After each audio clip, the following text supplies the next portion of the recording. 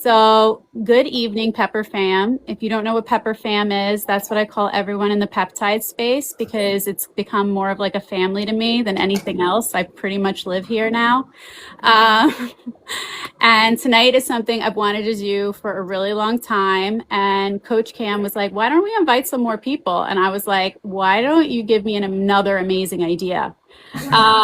So we talk about peptides every day, but we rarely get to talk about how we got here, why this space even exists. So tonight we're pulling back the curtain.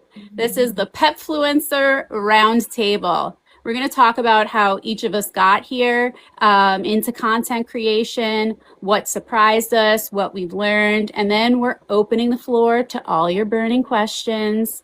This is not about hype or drama. This is just a real conversation from creators who live in this space. So if you're new here, welcome.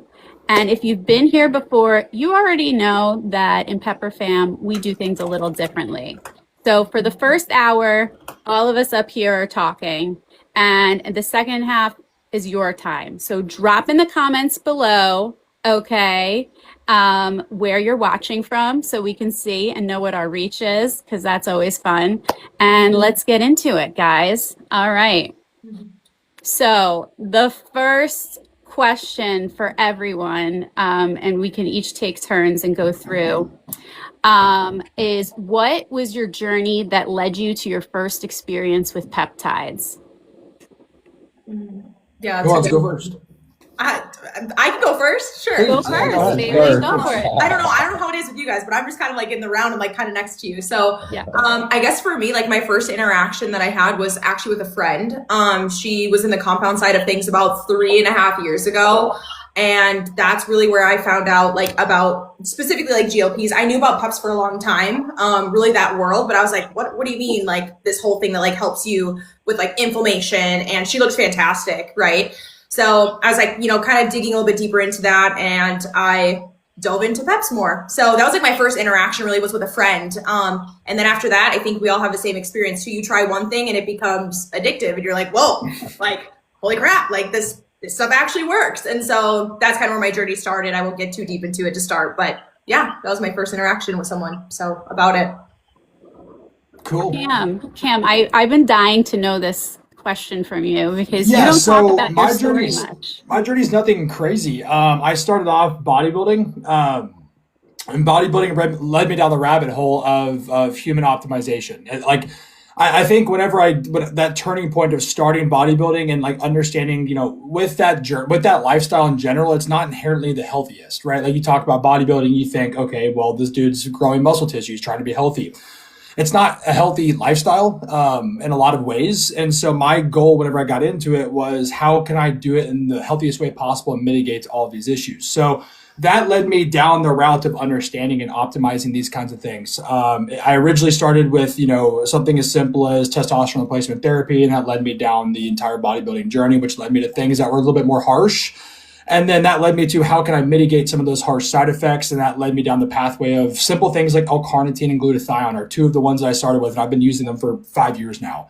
And that led me down the pathway of, there's more out there. And let me learn about all the things that are out there. I'm a person that like, when I want to know something, I want to know every single thing that there is to know about it. I don't like surface level stuff. I like to understand the deep level intricacies because I believe that's where you can make meaningful impact.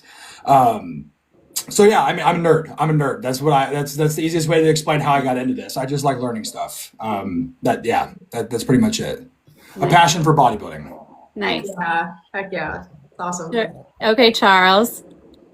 Yeah. So I was 335 lbs a couple years back, and I was up at night trying to find a new doctor's office for my family, and I ended up finding a website, and it said something about medical LB loss, and I'm trying to talk in code because know how this whole thing is, right? Mm-hmm. But I ended up seeing that, and I never heard about that before, but I was desperate, and I had tried so long, but I couldn't really just get past my eating and different things like that. And so I started Googling and looking, and then I ended up learning about the GLPs and figuring out what that was about. And so probably a few weeks later, I just ended up, finding like a local wellness clinic that, you know, offered GLPs, and I ended up giving them a call and scheduling an appointment. And then from there, I went into the appointment. They told me a little bit more about it, and I started my GLP journey. And so after I was on that journey for a while, I ended up, you know, making my first amount of loss. Then they told me more about peptides and stuff. And then I went down the rabbit hole just like we all go. So it ended up starting with just me trying to change my life and me looking at this as like medical intervention when I was really at rock bottom. So that was the beginning of my journey. Awesome. That's super cool. Good for you. You look great. So it changed my life for sure. All this stuff, it's been amazing for sure. Good. Seriously. Awesome. My journey is like a little bit more dramatic. Let's hear it. Let's hear it. So I had cancer at 27, right? So when I went into my mid 30s, I still didn't have kids yet. And I started going into perimenopause. And so my doctor was like, if you ever want to be a parent, you need to freeze your eggs. So I did. It took, because my numbers were so bad, it took me a full year of freezing my eggs. And I had to go gray because it got too expensive to procure these meds at the end of my last 4th cycle. And then so I gained 40 pounds doing that. And I had been hit crossing the street. So I have a spinal cord injury. So I couldn't run marathons anymore. So that was how I used to lose my weight. And then I went telehealth and was on Saxenda, the semaglutide, for a few months. But then I lost 10 pounds and the insurance kicked me off. Wow. Yeah. So then I was like, I only lost 10 pounds. I have a lot more to lose. And so my friend's boyfriend was the owner of Felix, Matt. And he was like, I can help you get your meds. I can help you get your meds. And so he taught me, like, he was like, you have to mix it yourself. But there's a medicine on IVF called Menopur that you have to mix yourself. So I was like, oh, I already know how to do all that. And he was like, oh, then this is going to be very easy for you. So I lost 50 pounds. Everyone was asking me, how'd you do it? How'd you do it? So I started telling them the truth. Like, my friend's boyfriend got me the meds and I lost the weight. So all these people kept coming to him and he was like, well, I need to give you an affiliate code because you can make money off of these people coming to me. And I was like, okay. And then he begged me for like 2 years to get on TikTok because I thought it was for kids. And he was like, no, you don't understand. Like, this is where the peptide people are. Which brings me to my next question. What made you decide to create content about this publicly? Good question. That's great. I guess I'll just go. We'll just keep going in this. Yeah, that's fine. Yeah. So I think for me, like, I knew how life changing it was. So like, even in my story a little bit, I first started mine and I lost like 12 lbs in a month. And I was like, holy crap, like something's working, right? So I think for me, like, it was a big shift. And I knew that there was potential that other people needed to hear, like, what I had learned or what I have really spent so much time and years into. And so I decided at that point, I was like, you know what, like, I didn't want to do TikTok. Like, I've told my story so many times where it's like, I never wanted to do TikTok. It's a very vulnerable place to be. I wasn't happy with where I was. I needed change. And so I got to the point where I was like, I need to get over that because there's someone out there who needs to hear what I have to say. And I say that all the time because I think we all have pieces of information that we share because we know someone needs to hear it. So that's honestly how I started making content. Was I went to bed one night. I literally made a couple videos. I told my husband, I was like, I had 8 people who followed me last night. They must have loved what I said. And woke up the next morning and there was 100 people. And I was like, babe, you have no idea. This is insane. And so after that, I just knew that there was so much need in this space that someone needed it. And I will just continue to keep showing up whatever way that looks like so that someone can get the help that they need. So yeah, it's been cool. It's been the most rewarding thing I think I've ever done in my life. And you guys can probably attest to that too, but it's a super rewarding space. So Absolutely. Yeah, it is. It definitely is. And mine's sort of the same. I have been, so ever since I graduated from college, which is, that's like not 7 years ago. I don't know. It's been 4 years or so. I've been coaching in the background. So my coaching has always been, I was more tailored around helping bodybuilders get on stage. And I kind of opened that door to helping just lifestyle clients in general. My first client ever was actually my mom. So I can't consider her a client, but she was.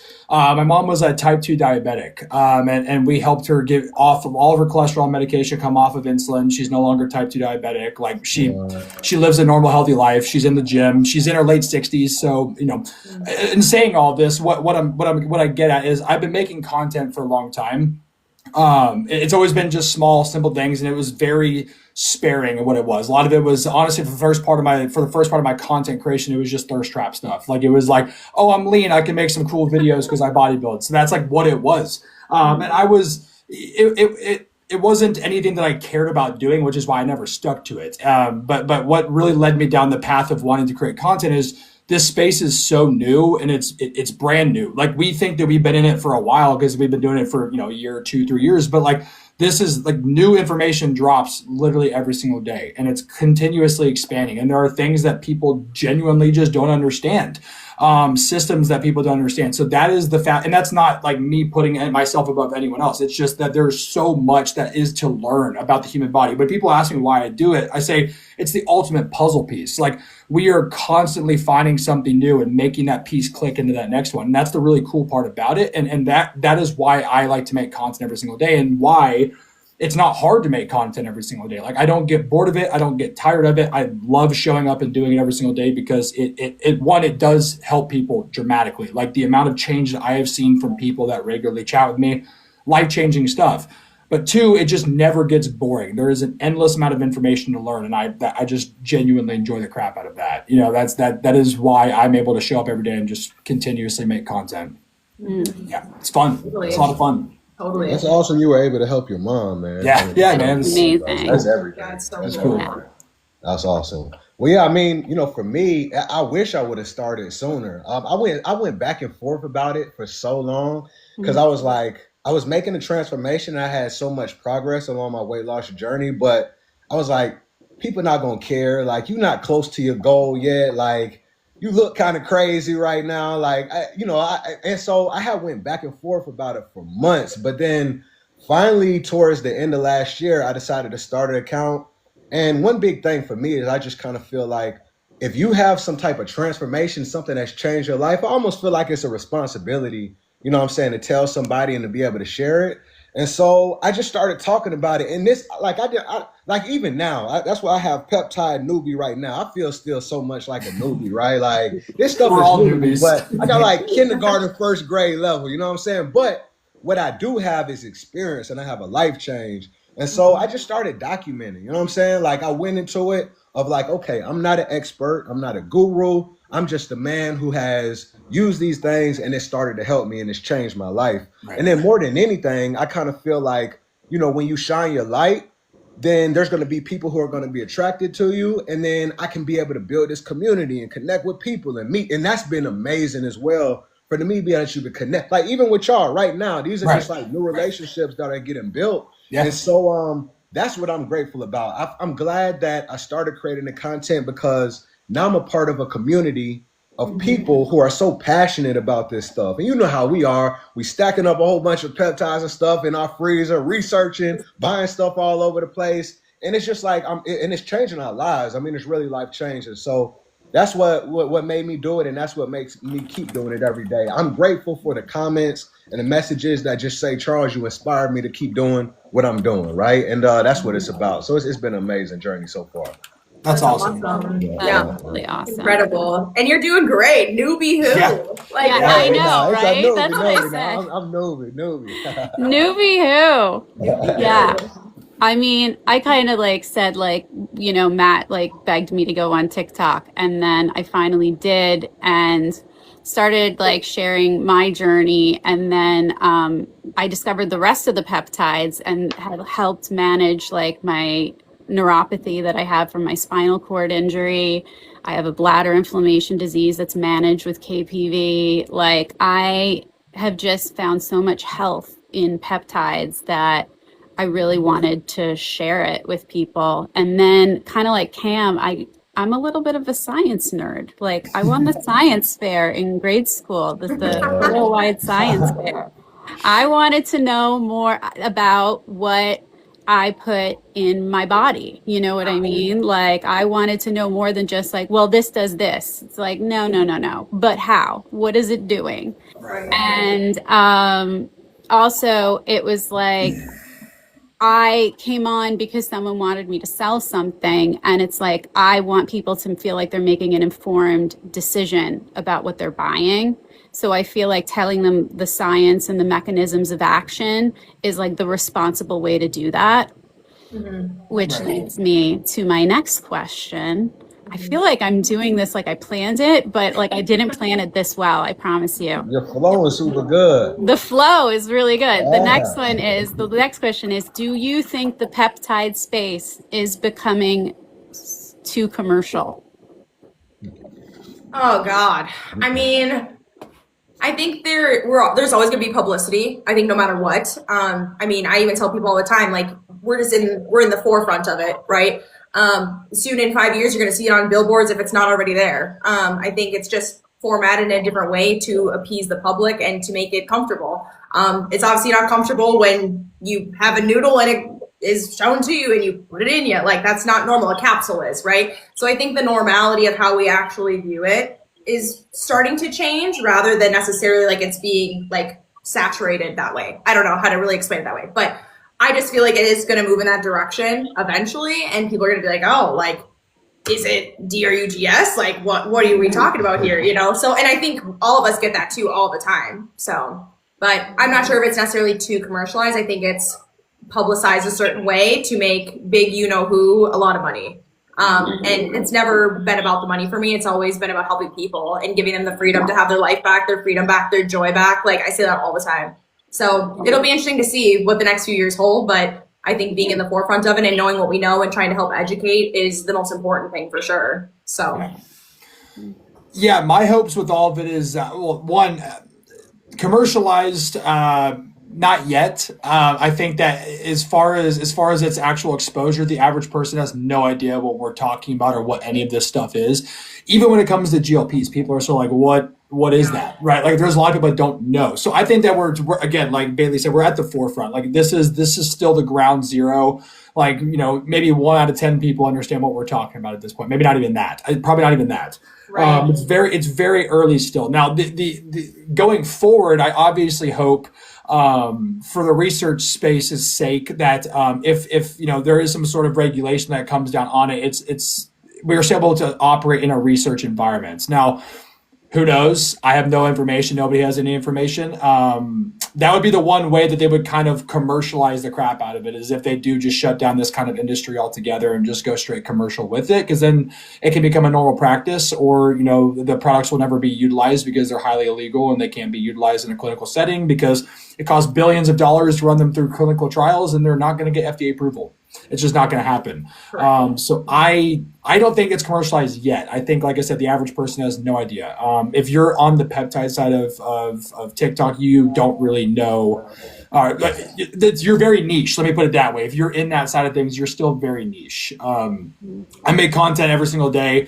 My stuff doesn't get astronomical views. My brother makes content. He's a Twitch streamer. His videos get millions of views. Very different environment. You know what I mean? So I think it's growing, because I think anything that people can learn when it comes to prioritizing or maximizing their health, it will definitely reach them eventually. I think everybody wants to be a healthier version of themselves, regardless if they think they do or not.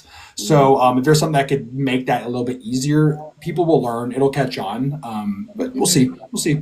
It'll take some time. The needle thing's hard to get around. Oh, it's so hard. You know, and there's obviously so many different options now too for people. It's like, okay, like, well, what's the bioavailability? And like, it's never as good as a noodle. Like, it's just that kind of thing. Yeah, that's the hard thing to get around. Right. Yeah. Same exact sentiments. I mean, it's so underground, and I think it's so normal for us, right? Like we said, we make content, we're consuming the content, it's across our feeds all day. And so it may seem like it could be commercial because that's just what we consume and we're a part of the world or this bubble. But so many people might look at us as just even crazy, right? Like, what you're doing, what you have this, like, what is this that you're doing? You know what I'm saying? Like, you know, we have those family members who kind of ask and probably looking side eye, like, you got what going on? So, you know, yeah, there's so many people out there that just don't know. But you know, it's growing definitely, but it's going to take some time for sure. And you know, I think we're kind of like, you know, the pioneers, you know, out there just learning about it, talking about it, and it'll be interesting because, you know, it's helped us so much, and it's going to help so many people in the future, but it's just going to take some time. So For sure. I think that mainstream commercial, I agree with all of you. I do think there's a flood of affiliate marketing, though, that isn't like, there are people who've been on peptides for 2 months and now they have a channel and they're selling for a company and they don't know what they're talking about. And that scares me. That scares me so much. You know what I mean? Like that aspect of it, like, you know, like, oh, they had GHKCU and now they're like posturing like they're an expert. Right. Which is, you know, and so like, especially you guys know when people come into your lives and like asking about protocols and dosing questions and all of that stuff. So my next question is, so there's nowhere to go to school for this, right? There's no like, you know, aside from Coach Cam's Peptide Academy, there's no actual school you can go to for this. What makes someone credible in this niche? That's a great question. That is a good question. I mean, yeah, we get asked it all the time. I got actually asked it yesterday and was like, well, no thanks, I'm good, bye. And I mean, I'm someone where I have a full-blown college degree and I went for physical therapy and I knew everything about the body and I'm a nerd, and that aspect too of understanding it, and our bodies are fantastic and we all agree there. But it's like, I don't think in general, even if there was something of a piece of paper, it doesn't classify you as smart. I've always believed that way. I think the energy that you put into what you're passionate about, and if you do the research and you are a student, and in my own words, being a sponge, just because of how much this space moves, is more important than maybe having a degree in it anyway. So I think that that's part of it. And then also experience too, right? Being able to speak from experience, being able to talk about that. I mean, there's so many people. I saw it even the other day. Someone was on a live and they're just like, yeah, dude, just titrate up every 4 days. It's fine. I'm like, holy crap. Like, hopefully you don't. Like, you know, in some random person, I don't know who, gym bro something. It's like, that is obviously frightful for our community, because we deeply care about, you know, the effects of that and how that affects the space as a whole. But yeah, there's obviously only so much that we can control too. So. Yeah, well, I think even jumping back to the last question, like when an industry becomes hype, it attracts different types of crowds. There's people that want to see the space be successful, you know, potential educators like us in here, and there's people that are in it for the money. And the people that are in it for the money, they see it as a quick pump and dump. It's no different than any other industry. Like before I got into peptides, I was into card sales, like sports cards and Pokemon cards. I used to sell them on TikTok with my brother, and it was right around the COVID boom, and the market went insane, and it was a great time to hop on board. And at the time, I can speak honestly, I didn't really care about cards that much, but it made money. With peptides, I got into it before they were ever hype. I've been posting content about this stuff for the last couple of years. And when it got hype, it brings all sorts of crowds, right? So there is a lot of misinformation or uninformed education that exists out there. So what does classify an expert? I mean, obviously there's nothing that classifies a peptide expert. It doesn't exist. I think what would classify an expert, or somebody that generally has a good understanding of what they're doing, is the people that listen to that person, what kind of results are those people getting, right? Like if somebody is taking information from an educator like ourselves and they're applying it to their lives, is it making their life worse or is it improving their outcomes, right? If it's improving their outcomes, maybe it's going in the right direction. Now, obviously there's a lot of variability to all those things. Like just simply taking something doesn't always fix an issue, although it might seem like it does. It doesn't. There's a lot of intricacies in the human body, as you guys probably are aware of. So what does genuinely classify? I don't know. I mean, you could say that you have a beautiful piece of paper that makes you this classified or this educated, well-qualified person. But at the end of the day, like, as we know, I'm sure we've all gone to a PCP or a specialist even, and we've gotten bad advice or put on bad medications or given, hey, here's you have a bullet wound. Here's a Hello Kitty Band-Aid. Take that and see if that fixes your bullet wound. Literally. It might, you know what I mean? So that's what I'm saying. It's like this is the bottom line. Like, for example, with diabetes, type 2 diabetes, how do they treat it? They give people insulin. Insulin will never cure diabetes. It just treats it, right? So then you're stuck with that disease for the rest of your life. Right.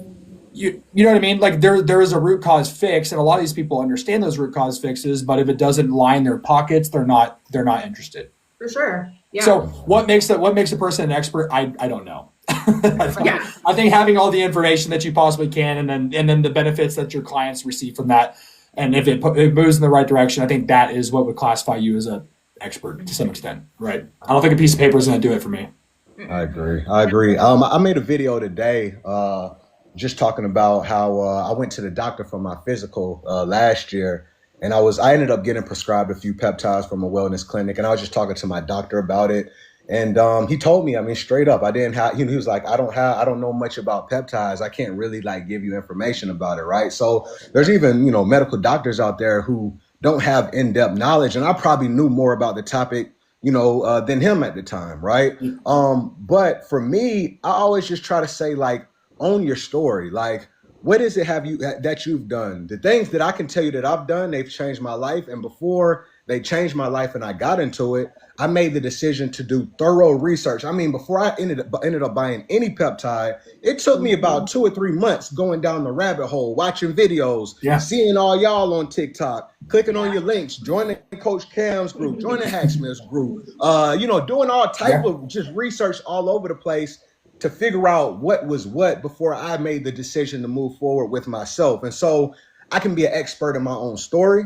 I'm an expert in my own experience. If you come and you talk to me about Kispeptin or ARA 290D, I can't tell you anything about that. I have no idea. But, you know what I'm saying? If we might talk about a little something else, then, I have some experience with that and I'll share it from my point of view. But one thing that I always tell my audience and stuff in my community when I go online is like, or when I go live, is like, do your research. I did mine and I'm going to talk to it from my personal perspective, but please take the time to go out and research it for yourself and figure out for yourself. You have to be curious enough. And I think that's really the key for me is I've just always been curious. Like, I want to know, I want to go down those rabbit holes. I want to get more information, and actually it's fun. You know what I'm saying? It's exciting to learn. So, that's just really what it is for me. I tell everybody, take it with a grain of salt. Don't listen to me. Don't listen to others. Take it, get the information, pull out what you feel is valuable, and then double back and do your research so you can be confident about the steps that you move forward about your body and your life. So that's kind of how I take it.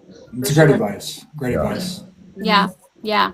And that's excellent. Like, do your own research is really important. It's key. Right. And like, it's so funny because we were talking about doctors who don't know, like my doctor I go to for pain management buys peptides through me and asks me about protocols for other patients, for my advice on protocols. She gave my number to another orthopedist who then called me for advice on MOTS-C for a patient.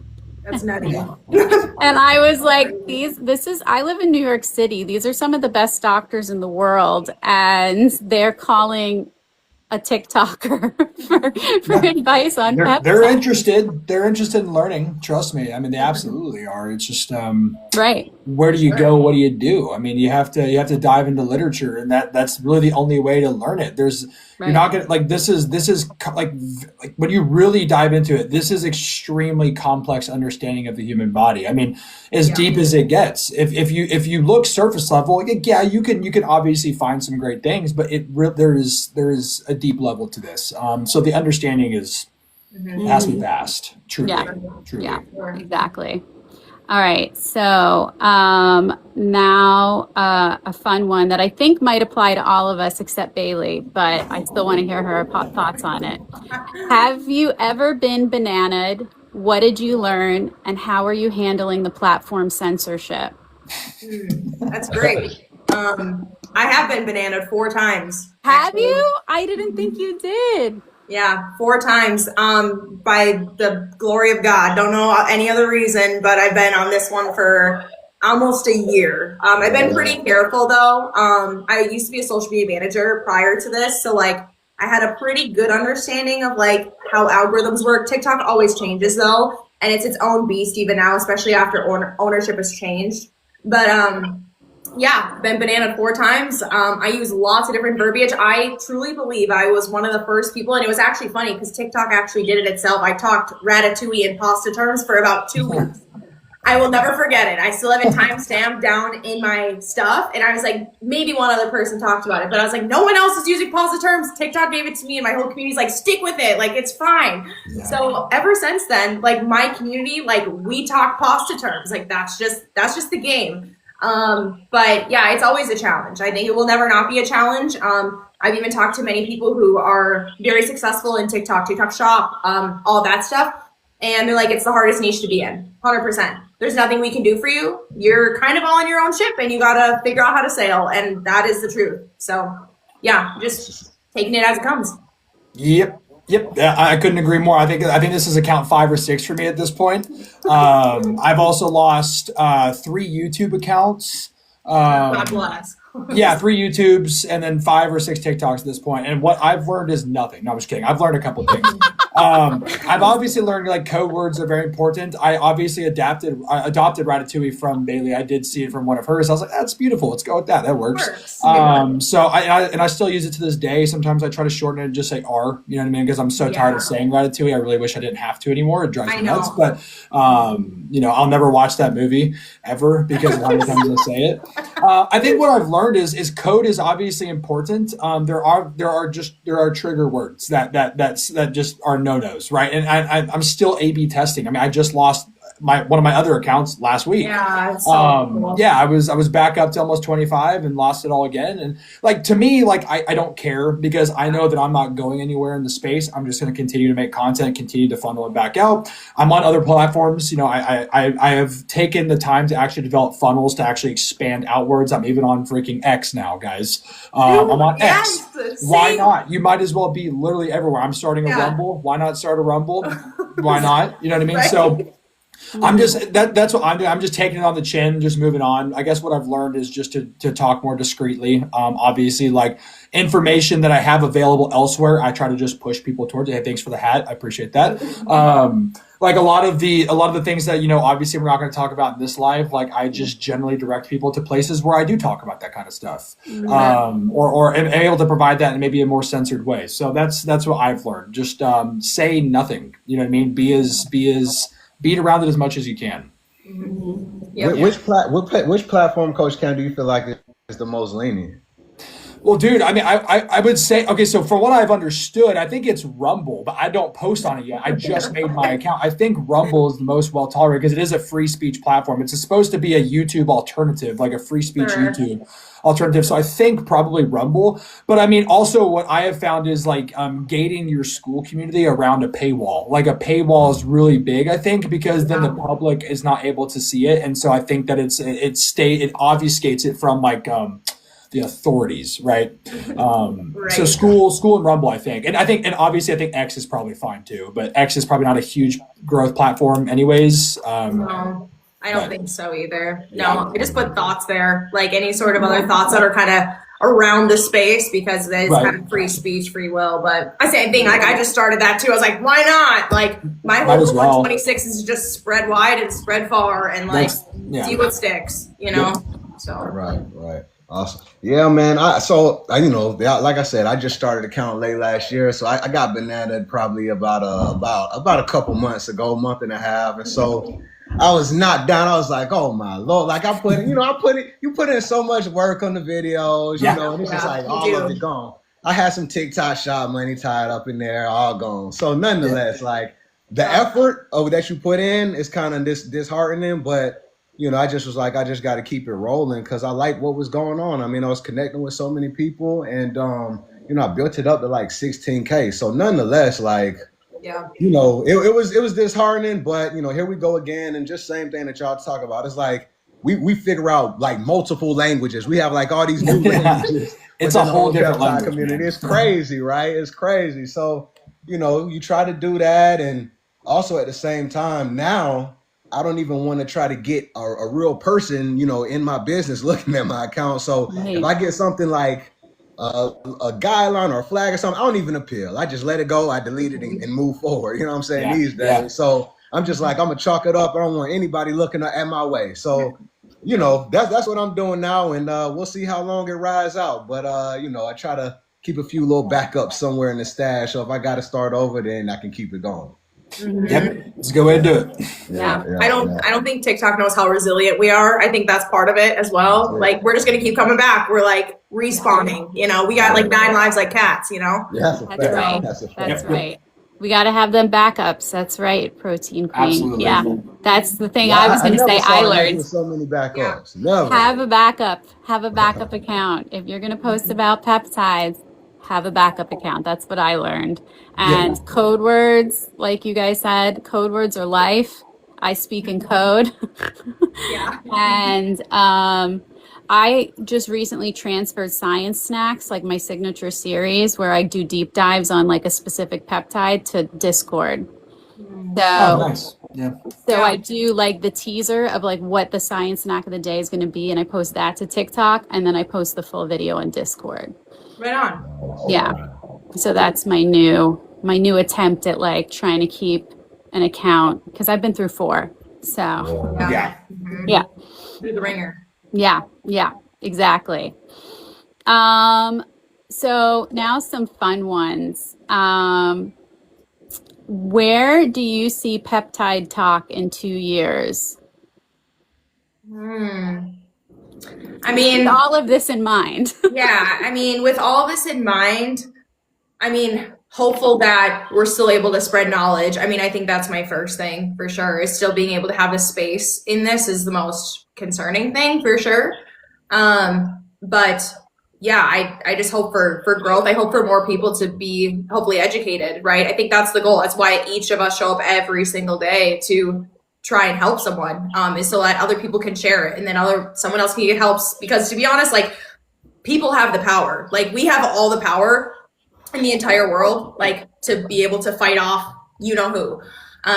But sometimes we need help. And I truly, and what Coach Cam said too, is like, I legitimately think there's such a small percentage, 5%, and that's gracious, of the world knows what peps are. So I'm hoping that, at some point, not too big, but people who actually care about the space, care about health, wellness, I'm kind of a holistic junkie myself, like, tap into this more, right? I know like biohacking in general has been around for years. Tens of years, right? But the actual like understanding of it, I hope that people grasp a little bit more. So, if anything.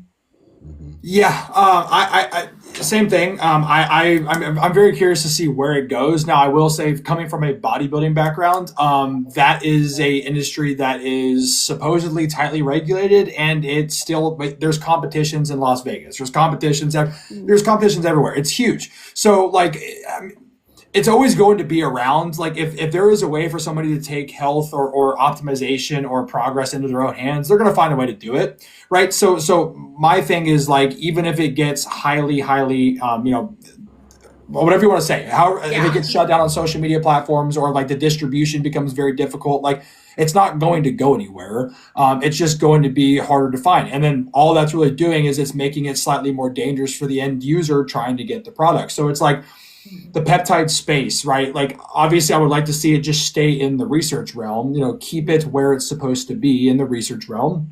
Right. Let people research how they want to research. Like, right. You know what I mean? But who knows? Because it's like, they can do whatever they want. They make whatever sort of legislation they want to make to crack down on it. And it's like, obviously I hope that it doesn't happen, but with as much information that comes out daily about it, like, you never know. You just don't. I hope for everybody's sake that it stays around. If not, it's going to become a more dangerous way to get it, but people will still do it. For sure. It's been done for a long time. For sure. That's a fact. That's a fact. Yeah, as far as like you said in the pep talk, I kind of think about it. I mean, I've, just even in just different business endeavors and things I've been through, I've seen how it's kind of like the Wild West at the beginning and everything goes, and then it starts tightening up and getting more regulated. And you always you remember the good old days of how you used to be able to do this, and that. I hope it's not like that. I mean, I hope that we'll still have great opportunities, even here on TikTok or new platforms that open up, right, that allow us to be able to congregate and share information with each other. So that's my hope. And hopefully, the regulators, will start understanding and learning about this stuff more, and it'll be more accepted. But, like y'all said, it's not going to go anywhere. I just hope that our ability to congregate, come together, talk about it, share information, there will be more spaces for us to be able to do that. But, we'll see. But I just do know, like, when you start something off at the beginning, it's like anything goes. It's a lot of freedom. And then what I've just seen over the past months of me being a part of it, it's more crackdowns, right? Yeah. I mean, so, you kind of look at that and be like, dang, it's tightening up. Like, what are we going to be able to do? What are we going to be able to talk about? So it'll be up in the air, but it'll be interesting. We'll see. We'll see what happens. For sure. For sure. Yeah. I mean, as long as we keep coming back, I think the future can be bright, Yeah. And as long as we keep adapting, I think there will still be a pep talk to come to for newbies. Yeah, I think people willing to learn. I think that, no matter how much they try to crack down, as long as, like Bailey said, we just feel like cats with 9 lives and keep coming back to the space, people are going to find us. Like, Sure. The first time I lost my account, it was devastating, and it took weeks to build back up. But like this 4th account, I had 1,000 followers in like 10 days. Because people were looking for me. Like, they were like, where's Caitlin's account? I'm sure, Cam, you experienced the same thing. Like, like people were like, whoa, I'm missing my daily live. Like, what's going on? For sure. Yeah. You know what I really appreciate about this platform, though, is like, even though, we get bananaed and have to get different accounts, when we start brand new on a new one, we're able to get back to like our community, right? I mean, it does at like serving us up to the people who want the content. And I think that's the reason why I wanted to, even start on TikTok as well, is because it does so good at, if you make a certain type of content, it pushes you in that niche, right? And allows you to connect with people with similar mindsets, even if you don't have an audience. And that's one thing that I do appreciate about TikTok. They do good with that. Yeah, absolutely. Yeah. And guys, I know we're talking like a podcast, but don't forget to double tap the screen if you like what you see. And thank you.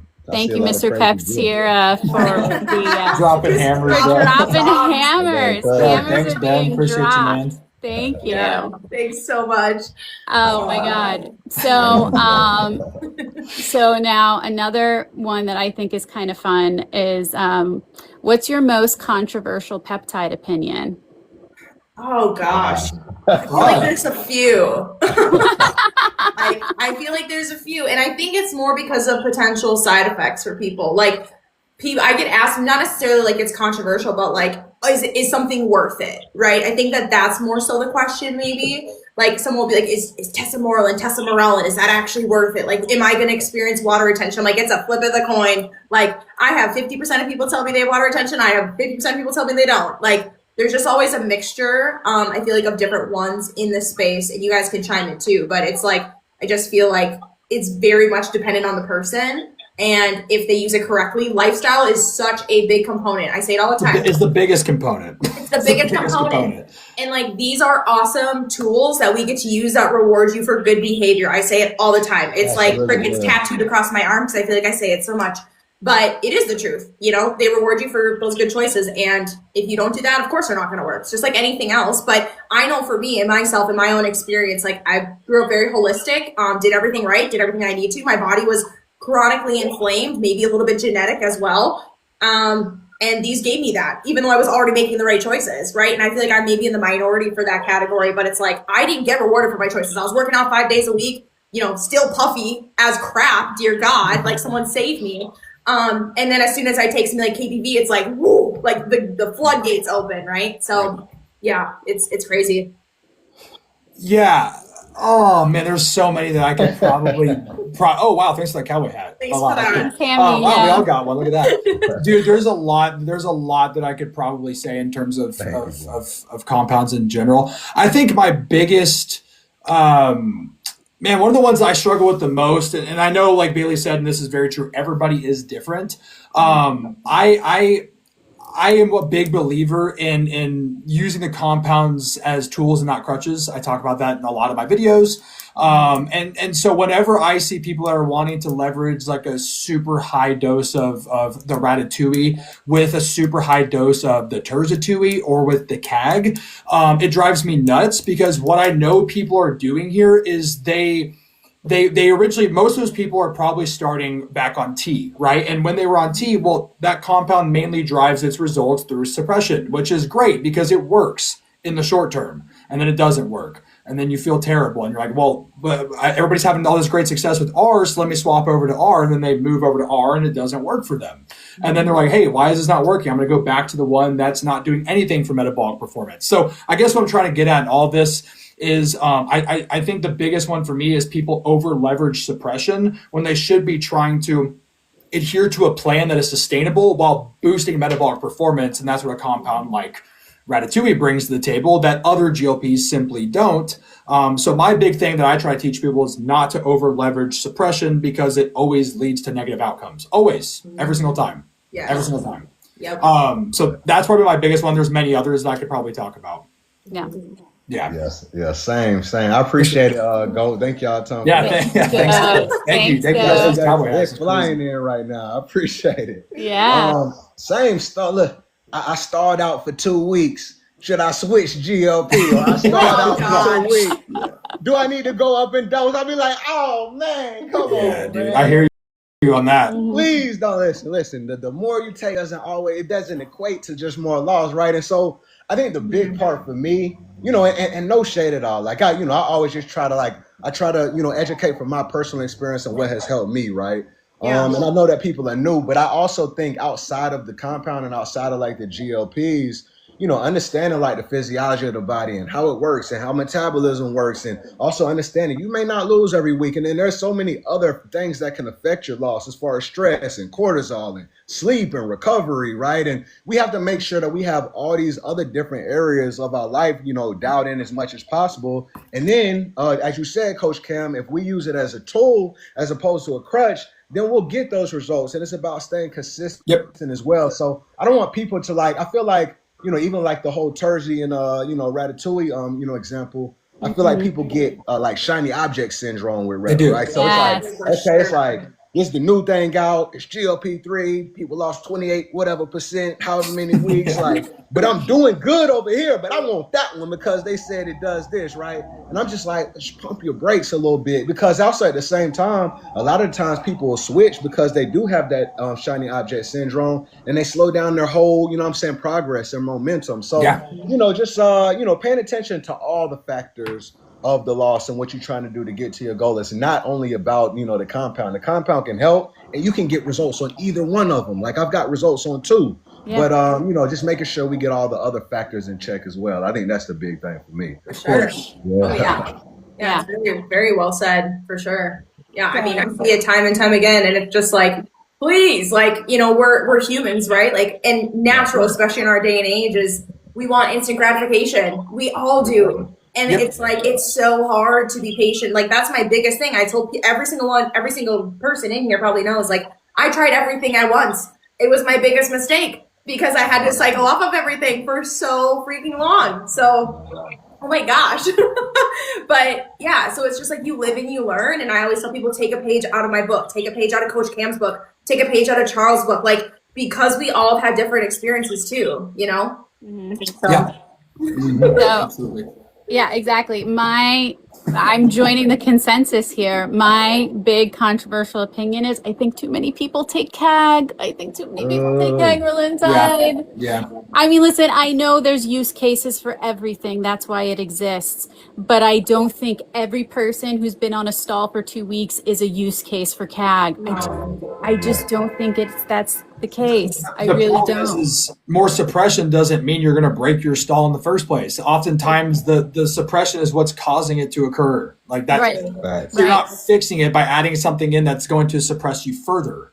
Right. You know, Right. that's the Exactly. hard part. Is there's that it's okay. So it's also like history of just culture of I hate saying the D word, but you guys know what I'm trying to say here. But the culture in general when it comes to progressing in your journey. Like it's always been like the HCG diet where you do 500 calories and you take some HCG. Like there's all these diets where it's like, hey, let's remove as much as we can from our nutrition and hope that we're going to progress on our journey when that never leads to sustainable results. Like I always explain the metabolism as a fire. So if you pull all the logs out of the fire and you're out in the cold, well, then the fire is no longer burning. You're going to get cold. You're not. That's your progress. If you pull the logs out of your metabolism, with the logs being food, how are you expected to actually make meaningful progress on your journey? Right.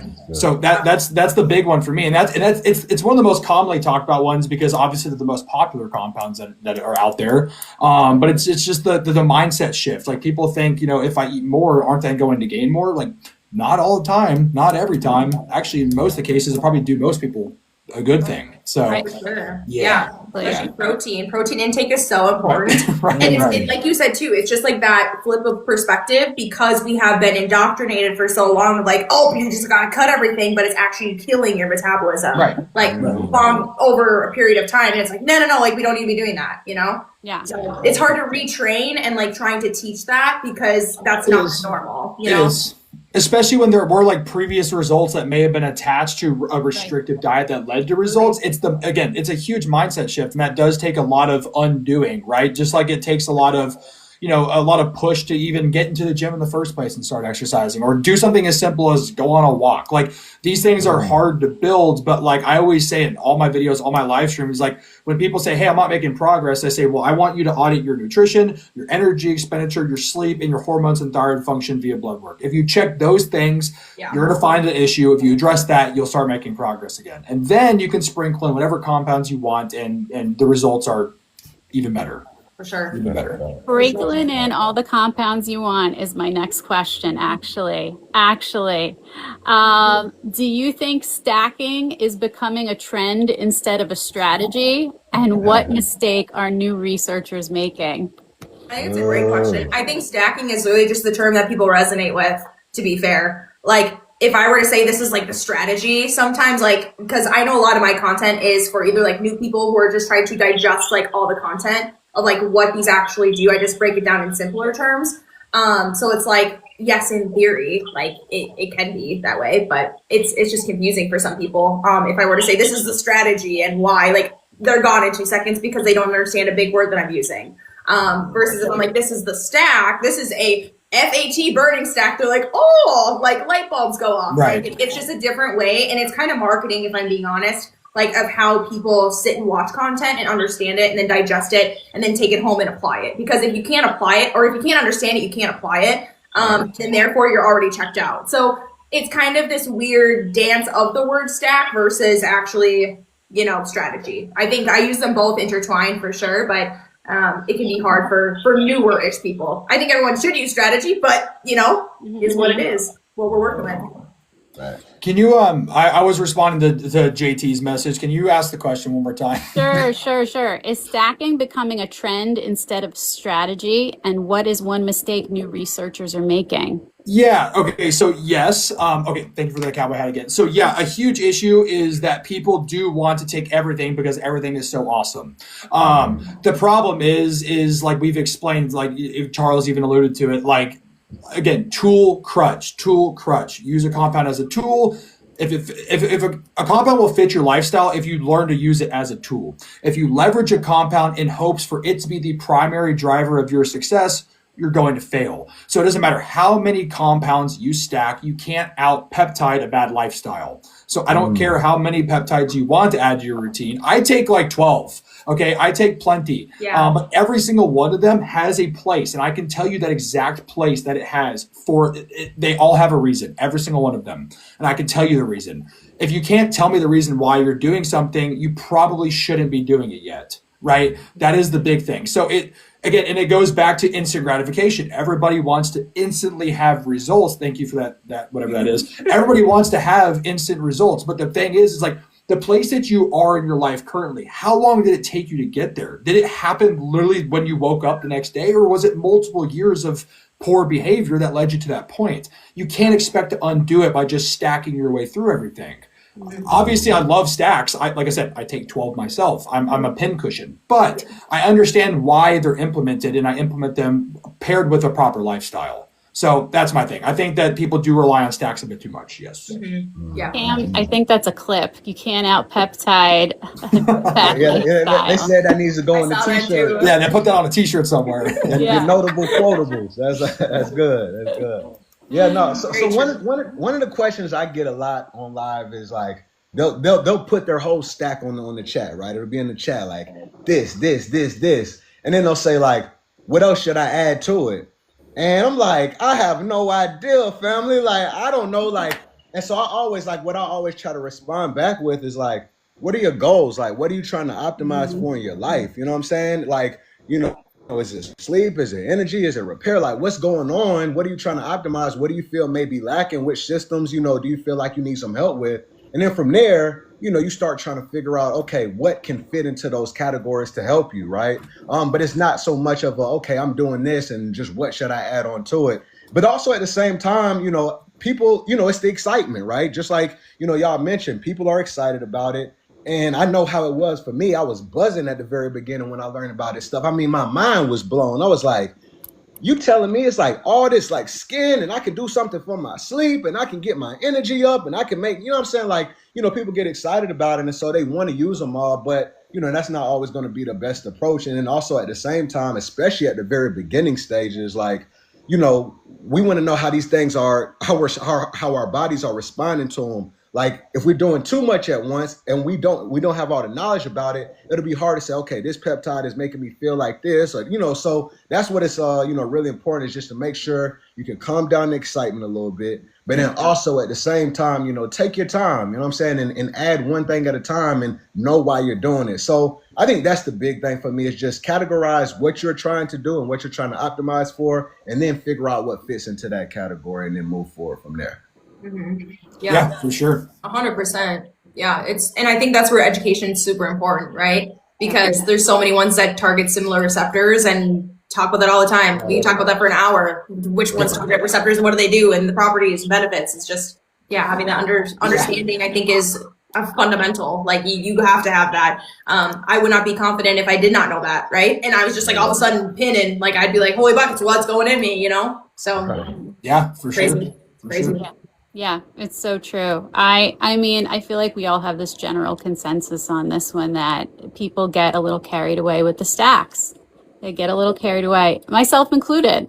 But like Cam, I know I take a lot of peptides, but I know what each one of them is for, So anyway, that's the difference, I think, than just FOMO adding. I feel like there's FOMO stacking going on right now. You know what I mean? People hear about a new compound. They hear a little bit about what it does. And they're like, I want that. I want those results. And then they just add it in, they hear the buzzwords and the buzzwords sound cool and they think, all right, if I take this is immediately what's going to happen for me. I'm going to get all these results. And then they get hit with side effects or they don't feel it at all. And it's not that these compounds don't necessarily work for you. It's, again, you're not working for the compound. Like it's crutch tool. Like use it as a tool, meaning your lifestyle is in place. These compounds typically work. Use it as a crutch, meaning you're trying to let them do all the work for you. You don't really feel them or you get adverse effects. For sure. 100%. So I have two more possible questions, and I think that we only have time for one. So which one, guys? A or B? B. Yeah, B sounds good. B sounds good. All right. So did you have to get over a hump or fear of actually making your content, or did it come naturally to you? Yeah, absolutely. Yeah, my biggest roadblock in my way was me, For sure. Hands down, be the first person to say that. I think it's hard. One, because I came from a place of vulnerability. I've lost over 60 lbs. And I wasn't like confident necessarily where I was at that point. So it's like I grew in my journey sharing that the whole way. So obviously from point A all the way to point Z where I am now, right? And continually growing. Like it's a very vulnerable place to be, to share yourself, share the things that you struggle with, share the things that you messed up on, share the things that you are excited about, even positive things. Like, having an opinion nowadays is up for controversy, no matter what. Someone could love everything about you and you say one thing, like, nope, done, right? And I always tell people, like, whatever you see is what you get. Like, you're either gonna love me for me or you're gonna hate me for me, and that's fine either way. You get to choose. So I think for me, it was definitely something where I had to get over that. I've always done content creation, but not necessarily in a way where it was solely about like myself, my appearance, obviously the understanding of education about peps, like, having opinions being flown everywhere can be difficult for people. But I'm also like, you know what, like water off a duck's back, baby. Like it's helping people more than it's actually like hurting me or anything in that realm. And it's like, that's what makes it worth it, in my opinion, and why I continue to show up. And I think why each of us do is because it's meaningful and it's impactful, and nothing else quite like it, to be fair. So yeah. I came at it from a slightly different perspective. Like I whenever I got into the peptide space and posting content, it was more like I felt like nobody wanted to listen because I didn't have the level of education that I have now when it comes to this, or I felt like I wasn't able to provide information that I felt was going to be meaningful in people's journeys. I didn't have like a crazy transformation with peptides necessarily. Like I came from a bodybuilding background, so like I adopted those into my lifestyle already, and I already understood the basics of nutrition and training and sleep and health supplementation and blood work and things like that. And then I found peptides and I implemented them. So mine was a little bit different. And I had been making content previous to this, but like I told you guys, it was more like bodybuilding content or like, just baseline stuff. I did like one thing back in the day on my old Instagram. It was called Coffee Talk, where I would like literally like in the morning, I would like write down one fun fact. I would do a bunch of research on it and I would talk about that. And it almost is the same style of what I do now with videos, but now with my videos, obviously like it's fueled by, people watching my content, asking questions, and I obviously answer those questions. So it's a bit different now. But as far as like my confidence to like record content, it was always me. Like I never really cared what other people thought about me. I think it was just more like trying to get out of my own head and say like, hey, like, your information can be valuable. It can help somebody, put it out there and just see what happens. And then, one thing leads to another. And like, you gain your confidence when people start to appreciate what you do. And then it just snowballs into you making 3 videos a day, every single day, and not missing it. Yeah. You know what I mean? That's how it is. You got to get over your own stuff. You know what I mean? That's all it is. Nobody cares. There are millions and trillions of videos uploaded daily. I don't think that anybody really cares. I think you care more than anybody else does. That's good. Yeah. That's good. That's good. Yeah. No, that's really good. And, for me, I don't know. It's so freeing. I just like getting on the camera and acting a fool. That's what I like doing. So, I'm saying? Like, your videos are great. I just, like I said, I'm no expert, like nothing. I just like sharing my journey and just like being authentically myself.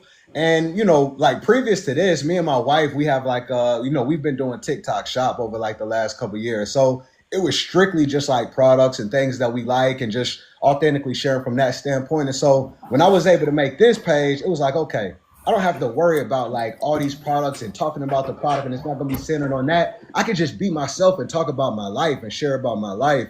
And so I find a lot of joy in doing it. I love it. I don't have ideas all the time, but sometimes I'm like, you know what? This quick thing just popped into me. It's going to be a real quick video. It's going to be 10 seconds. I'm going to say a quick thought that came to my mind, and that's it. Sometimes it's shorter, sometimes it's longer, but I just always just try to make sure that I'm authentic and share from my personal standpoint. And I hit post, and I'm having a good time with it. It's fun, and it's gratifying for me. I love it. So it wasn't any issues with me. It freed me up, actually. I love it. Yeah. I never skip a Charles video. I never skip a Charles video. I never skip a Charles video. I honestly, the making of the videos part came a little easy to me because I work in entertainment. So I had microphones, I had lighting, I had like the stuff to make a video, but I needed to like fill the content with something meaningful. So for me, that was the hard part with the actual like contents of the content. Sure. Yeah, that is the most important part. I wanted it to be not like dense, but I wanted it to be something valuable. I wanted to contribute to this community in a way that would be unique to me. And that took a little while to find my footing. Part of me feels grateful my first account got bananaed because some of those first videos were straight up cringe. They were cringe. I'm glad they're gone. I'm like, nope, now everyone just sees the science snacks exactly as they are. You know? For sure. But I think that's the cool part about being a content creator, right? It's like we all have our thing. And like to have a creative space, like I was actually in a like a podcast earlier today, like a mind development one, and it was like it's just so cool that, you know, comparative to like a corporate job, right? We get to be so creative and we get to use that part of our brains every single day. Not only do we get to do that, but we also get to help people while doing it too. And really tying that purpose along with our creativity. And I just believe that like God's given that to us to be able to use and just help others. So I love it. But that's the truth. And it's like everybody has their own like unique fingerprint, right? I mean, you can only be yourself, but that's enough to do it different. You know what I'm saying? Like for that sure. is enough. So don't try to be different. Just be yourself. And I think that's what everybody brings to the table. And this Pepfluencer Round Table, this is your creation. I mean, come on, cool. Like this right here is, I believe this is gonna be a start to some amazing stuff. So this is like your unique contribution, right? So keep this going. It's gonna be amazing. For sure. I loved it. I've had a great time. So now we're gonna open it up to the folks in the chat. So we have 3 moderators who are gonna be pulling questions and texting them to me because the chat moves too fast. So you have 4 Pepfluencers up here, okay? And as soon as my phone starts dinging, I'm gonna start reading off questions and then we're gonna answer them, okay? But just again, no dosing questions, no asking us how to figure out how many units. These are questions about stuff you heard tonight, questions about, you know, peptide use in general, about how certain peptides work, like the sky's the limit otherwise. All right, so so just to get us started, we had some people send in questions last night in case there was a minute. So I'll start with this one that we got last night was, y'all have mentors in this space or do you consider yourself the mentor? It's a good one too. I feel like for myself, Coach Cam was actually one of the people that I watched early on, and appreciate it. Just like cheers to you because I think you're just so knowledgeable. But I think in general too, I think even for myself, like I've grown a lot, but I always say that the world's not at my feet. I always think that there's something to learn. I always think that I want to be a sponge. I always want to be a student. I tell people all the time, we should advocate for more education. We should advocate for those things because it's only going to make us better. It's only going to make the space better for you. And so that's truly like where my head is at with that too. I do a lot of like self-development, lots of podcasts, lots of books. So try to like develop myself in that sort of way. But like I said, I'll always just be someone to keep learning and always be a student because you may as well be.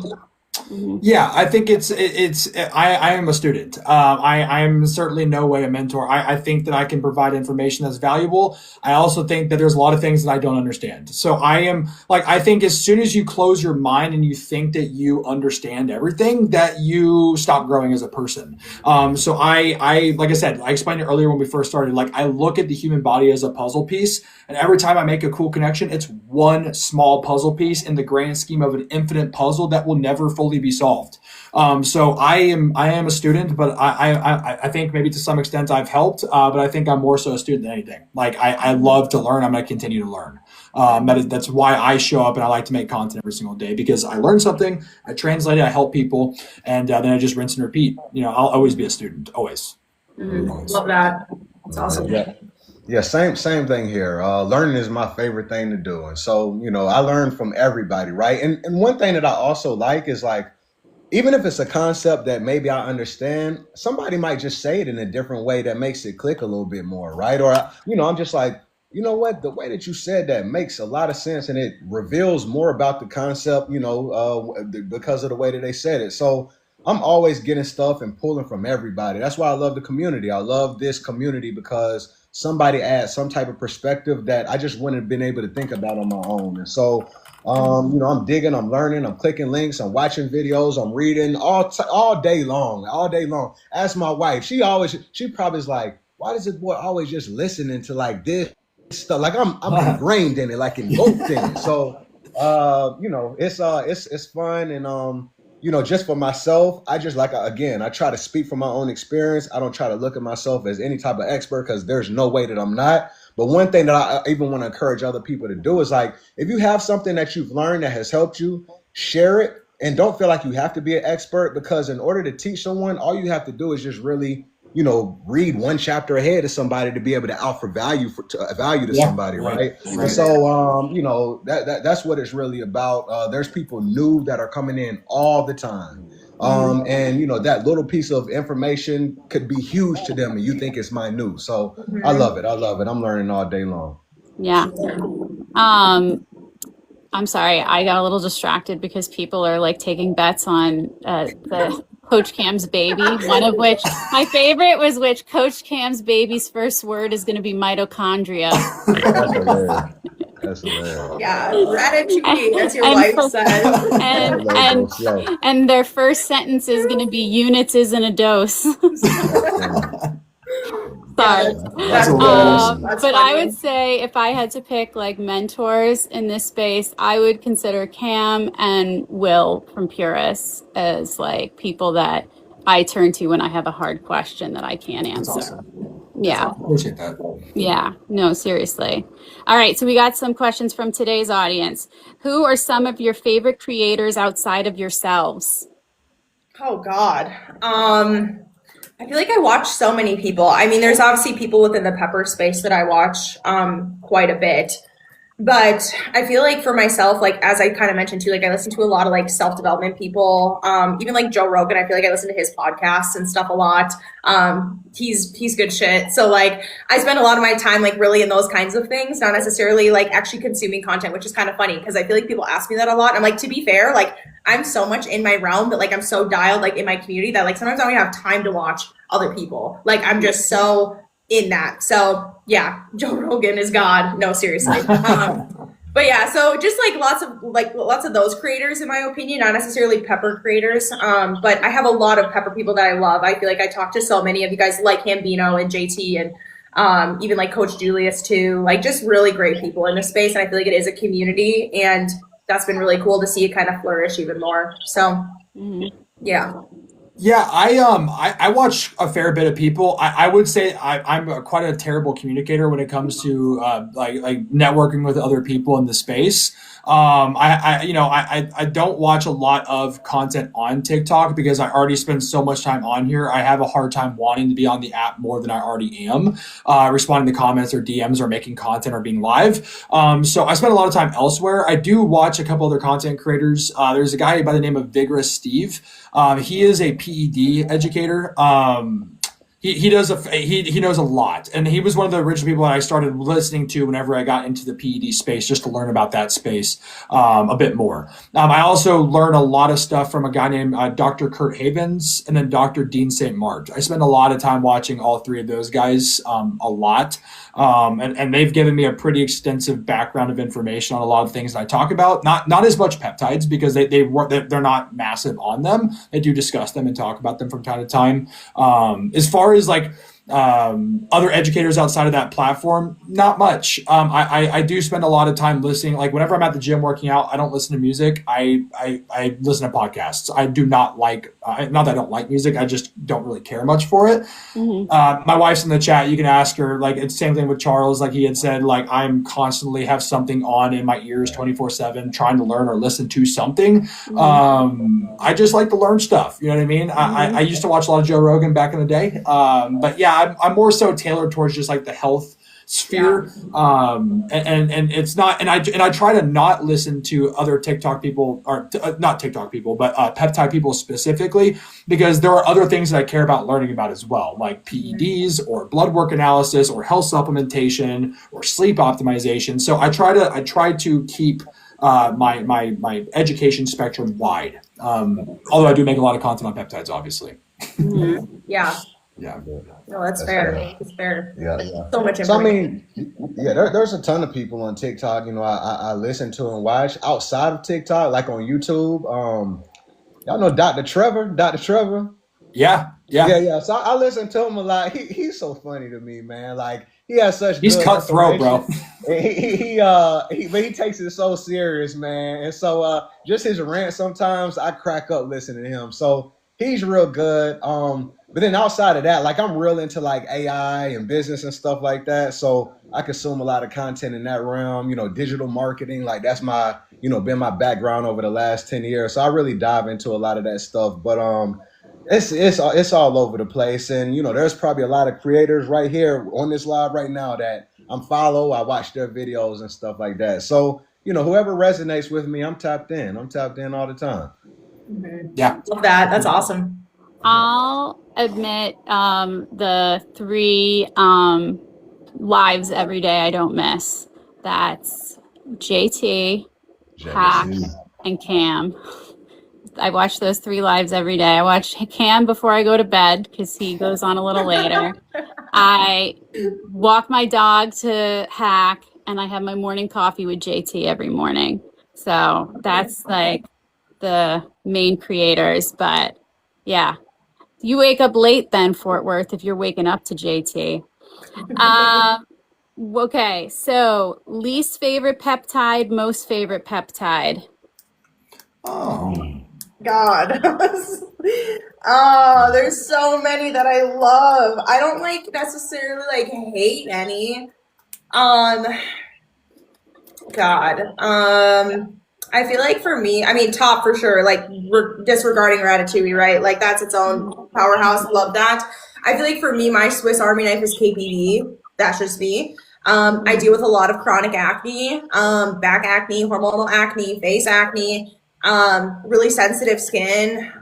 So for me, like every time I implement that, it like disappears. It's like one of the most amazing things I've ever experienced personally. I've always been in like medical grade skincare, medical grade everything. And I'm like, I'm done with that. And so it's crazy to see, but obviously there's many amazing properties about KPV and its gut healing properties with the epithelial lining and barrier and all that stuff, which is grand. So it's just like my Swiss Army knife for me because I was dealing with bloating too. So it just kind of fixes all my issues that I really have. And I don't have to worry about anything. So I love her.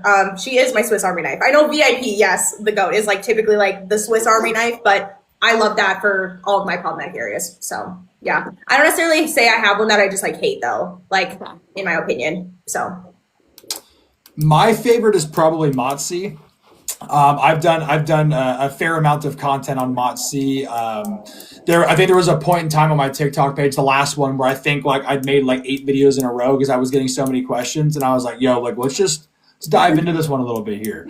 It's intricate. There's not a single person that wouldn't necessarily benefit from said compound, right? Like it makes your mitochondria better at their job. It makes them more resilient. It makes them more efficient. It produces more mitochondria. It literally delivers exactly what we're looking for from an insulin sensitivity perspective, from a glucose uptake into muscle tissue perspective, from a metabolically flexible perspective. Like if your body is easily able to shift between using carbohydrates and fats as an energy source, your body is in a good state of health because it's able to use whatever you throw at it.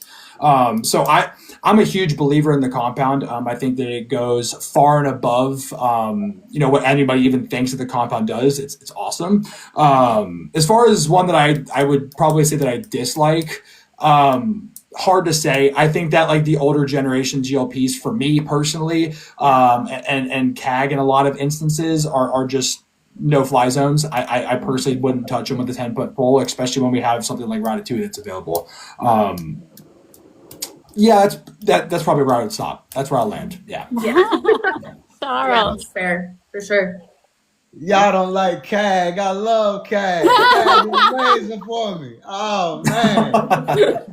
Yeah, nah, yeah, cat. You know, so I was on when I was on Terzepatide. I went I was on it for 9 months, and so I was at the highest dose. I was at 15 mg when I stopped. Yeah. So and then I had a 3-month break in between, and then I ended up starting Ratatouille, but that food noise was like super loud for me, and so CAG, like when I finally added it in, it was just like chef's kiss. It was perfect. So yeah, I rock with the CAG. It helps me a lot, but that's not my favorite though. I would probably say my favorite is Tessa. I fell in love with the Tessa. Yeah, that's awesome, man. The Tessa sleep, like I was struggling with sleep for a while, and then when I ended up starting Tessa, and I wasn't even taking it for sleep, but just one of the benefits, like man, that was like that just like a game changer for me. And then on top of that, me being able to like measure my visceral FAT go down over months, and my IGF-1 levels increase, like looking at my blood work, I found some really good results on that. When it ended up coming down to like, so man, I got diagnosed with ADHD like a couple years back, and so Max didn't do anything for me. You know what I'm saying? I was like, and I tried, tried different ways, but didn't find any benefit. But I know so many other people love it, so maybe I'll double back at some point in time. But those are, my favorite, and I have a favorite and a hopeful in the future. We'll see what happens. Yeah. So my favorite is VIP. It helps me with migraines because vasoconstriction causes migraines. So vasodilation, no more migraine. And it also just like helps with a lot of the inflammation I deal with in the mornings. Like it just helps me like, wake up and like loosen up. Because sometimes I think I'm a very aggressive sleeper and I get really tight in the mornings. So it helps me like loosen up. And then my least favorite, I got to go with Cam on that one. But I really don't like CAG. I really don't. I think it's too strong. I think it's too much. I think that suppression is not the sign that your GLP is working. Weight loss is. And that is, there's a difference. One doesn't equal the other.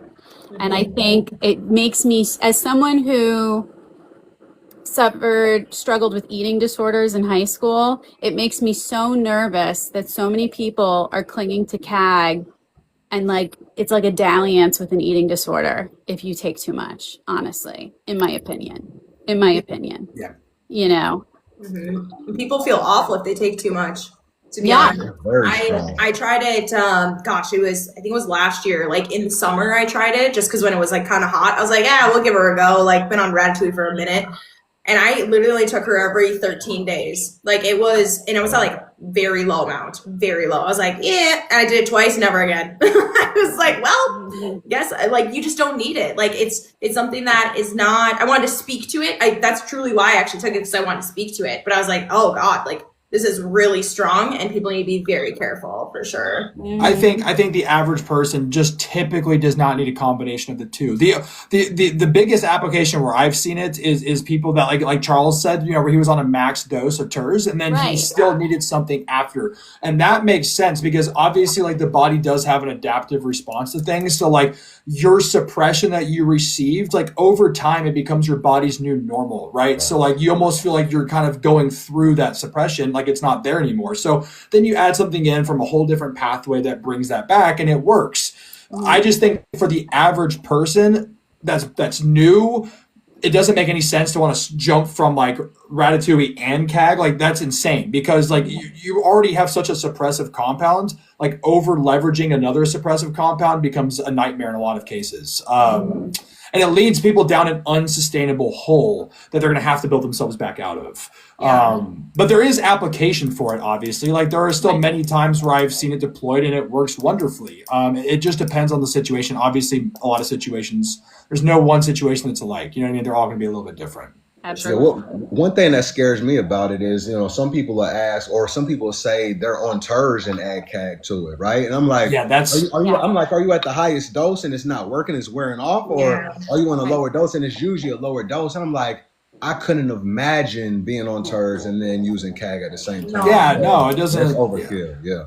That's just straight suppression with nothing else. I mean, that's Right. like you get a little bit of insulin sensitivity, a little bit of glucose handling, and other than that, you are just suppressed, which is a lot.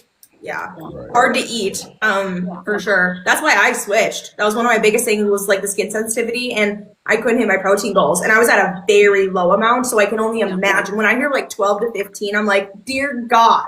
Like, I don't know how can you eat? Like, I'm like, you need to be, clearly, because you lose so much muscle mass. That's the one other thing about, the 2E is all of that. But it's like, my God, like I struggled, and that's, I can only imagine for everyone else.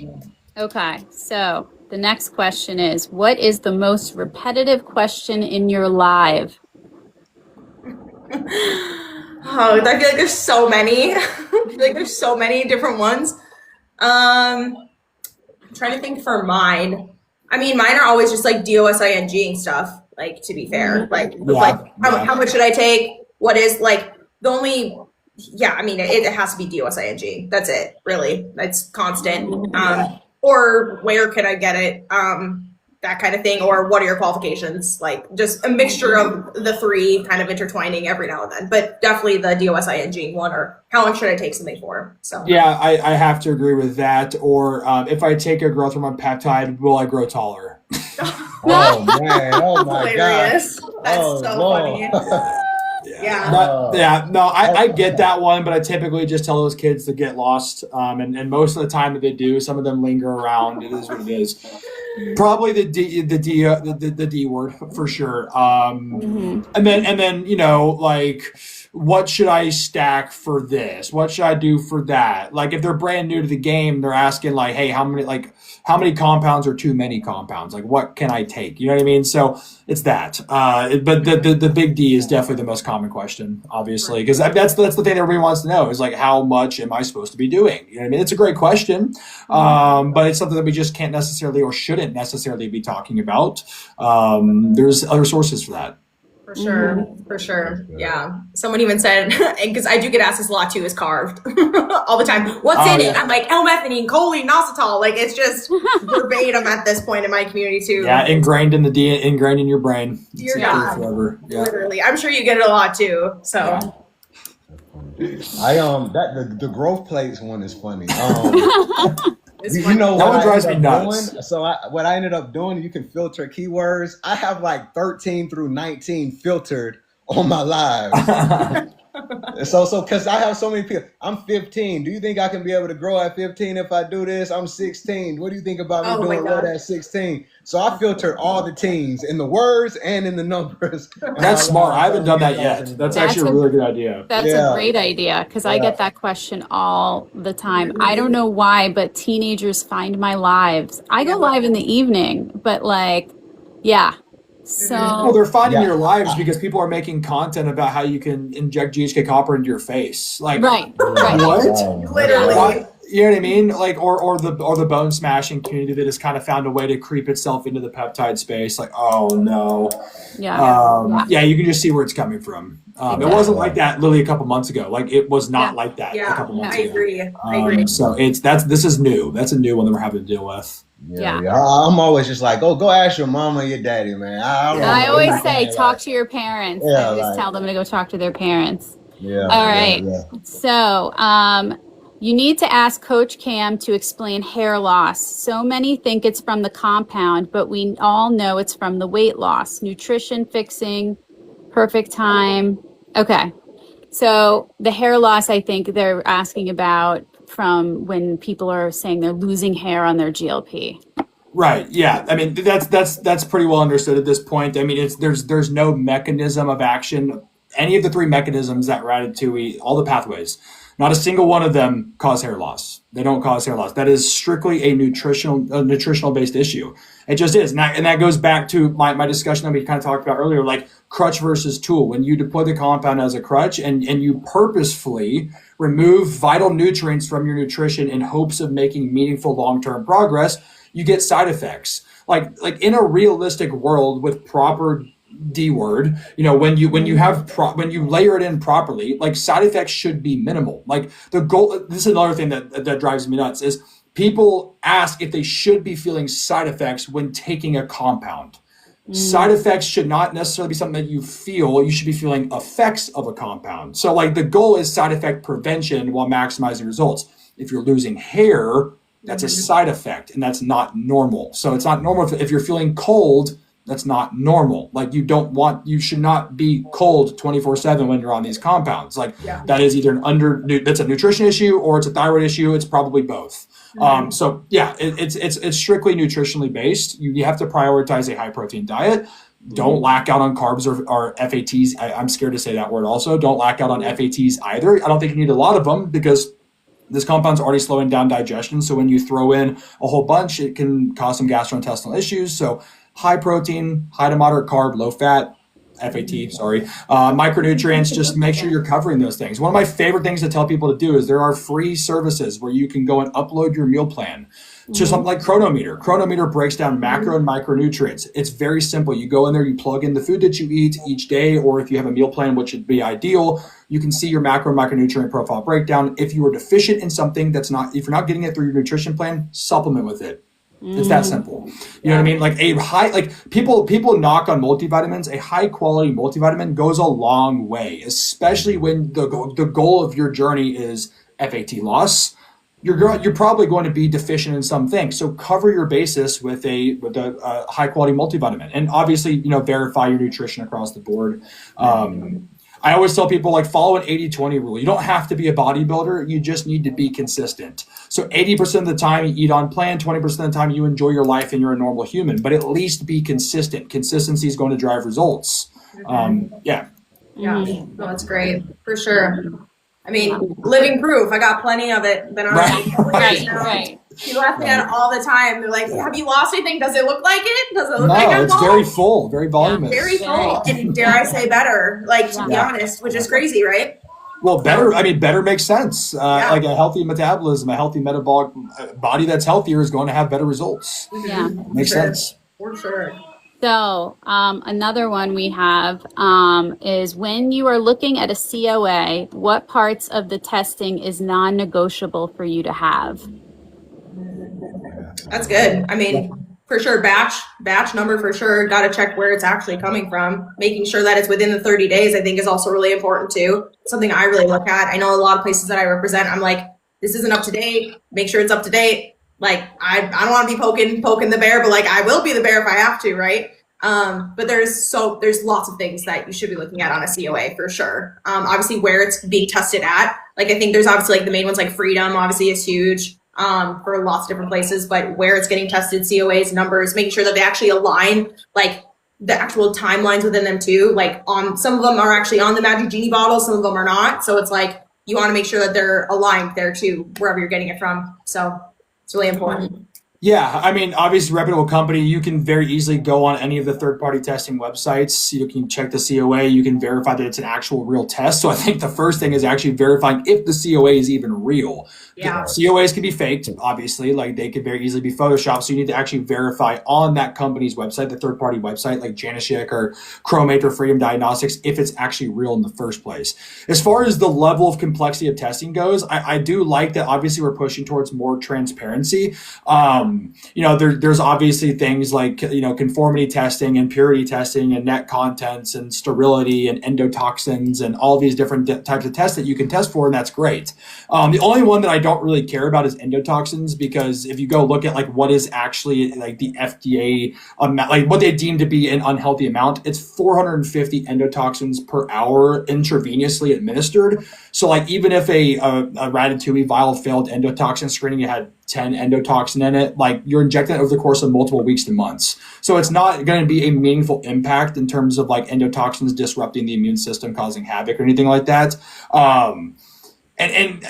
So that's my thing. I think that, more transparency is better, right? It's more transparency is key. But at the end of the day, like there are some things that I think are a little bit overdone.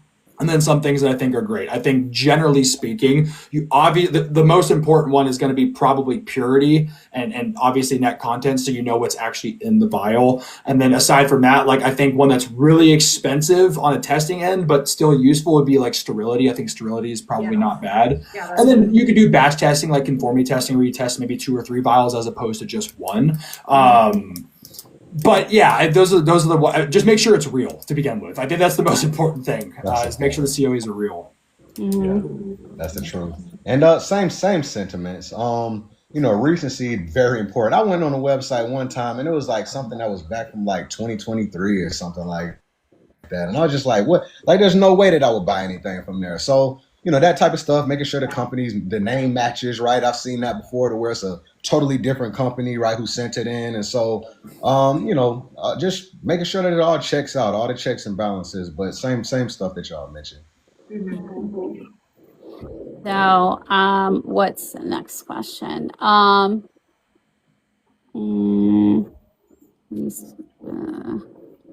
What's your favorite question in your life? Do we have any new questions coming in, guys? You got 4 peppers up here. I got a question for y'all. Yes. Yeah, if we don't have. Are there any like what's your favorite, like not peptide, but just like what's your favorite supplement that you like to take or use on a frequent basis? Good question. Yeah.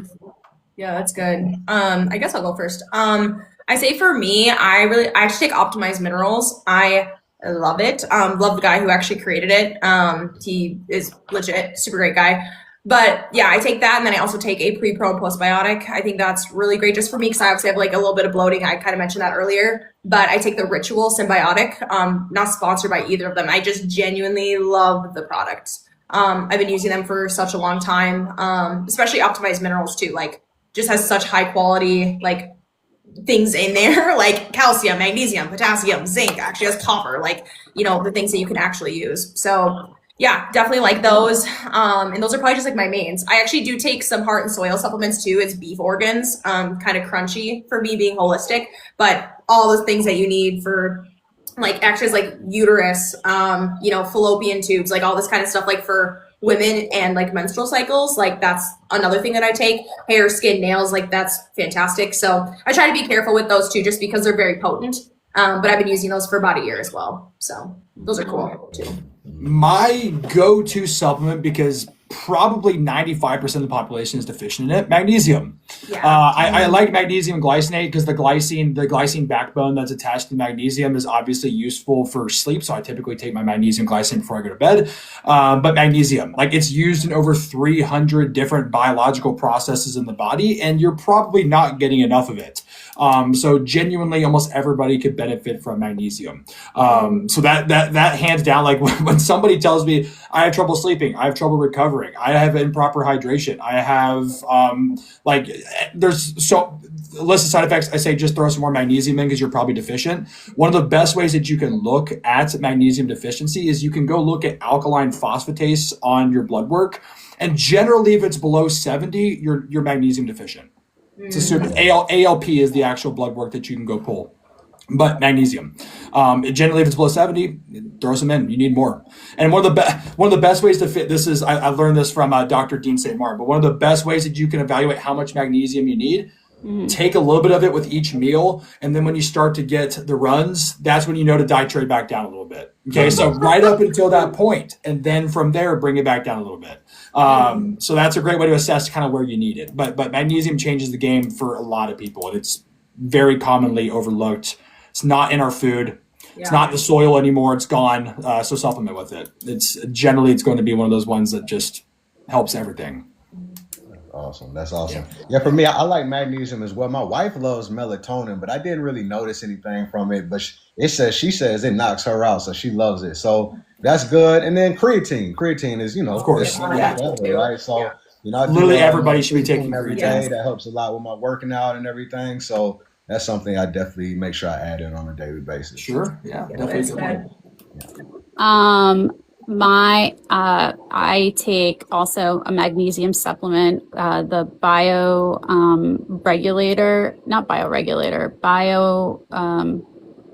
Bio something labs. Anyway, they have the 7 different kinds of magnesium in it. Cool. So it's a really good one. And then CoQ10. And I really like also my DHT blocker supplement. Sure. That's Yeah. cool. It's a really good one. I inject my DHT CoQ10. blocker So one, I is don't it count them? Oh, sorry, Yeah. go No, ahead. you're fine. It still counts. I think it still counts. Okay, so there's a couple of questions that are in here.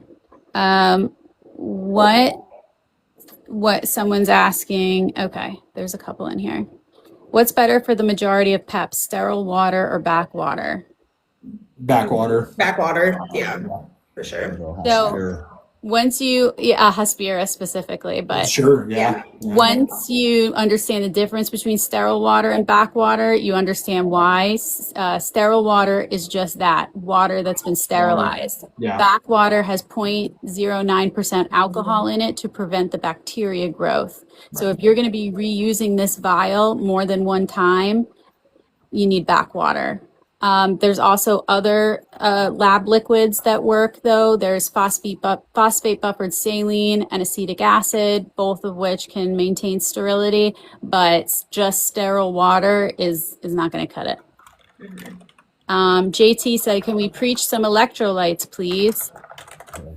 Yes, What I everybody need. drink your electrolytes, especially if you're taking growth hormone compounds and you keep getting bloated. It's sodium retention. So magnesium, potassium, hydration in general. Also, like, go drink some milk. Milk is freaking loaded with electrolytes. Like, go drink some A2 milk. You don't have to drink regular milk. A2 milk, it digests beautifully.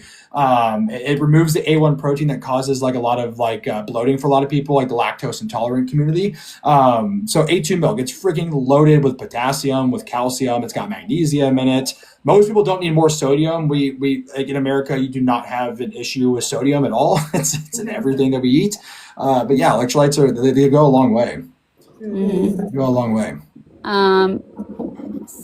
So hold on. Someone said 3rd week on SS31, fatigued as hell. Started taking it at night. Is that normal? Yeah.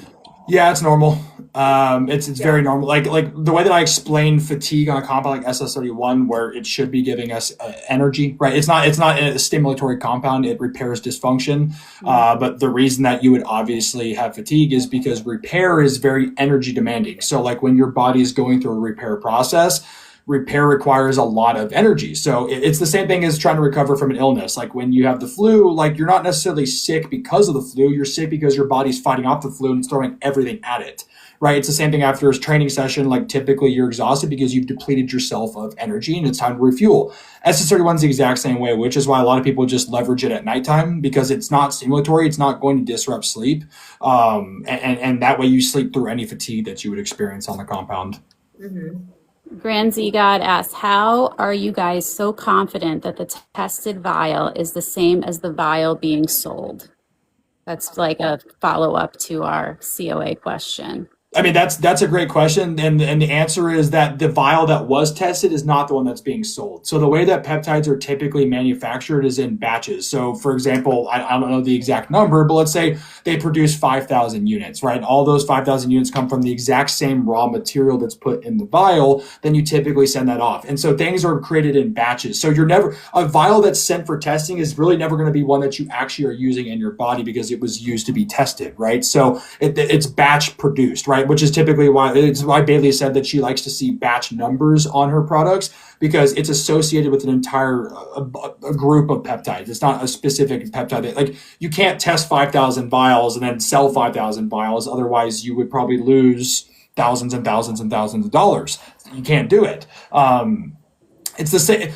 I guess the counter question to that would be like, okay, like, if you're taking a magnesium supplement, that's not FDA approved. Like, are you wanting that to be third party tested as well? Because there are companies that do that, but every single magnesium tablet is not being third party tested. Like the batch is being tested and then they're being packaged in their bottles and sold. So, yeah. I know, right? It's like the double standard, isn't it? Right. But yeah, most of the, I mean, supplementation in general is not an FDA approved thing. Like all of these protein powders, creatine, like all these things are not FDA approved. No. You know what I mean? And people are okay with putting those in their body. as long as a company is doing their due diligence, they're sending their products off, they're being third-party tested, they're coming back, they're uploading transparent COAs, and people in the community that are utilizing that company are getting good results, then I would say that the company is doing their due diligence. There are companies that obviously don't. I don't know of any personally. I don't associate with those, but they are out there, I'm sure. Mm-hmm. Oh yeah. Sorry, Bailey, were you going to say something? No. Okay. All good. Should we stockpile peps?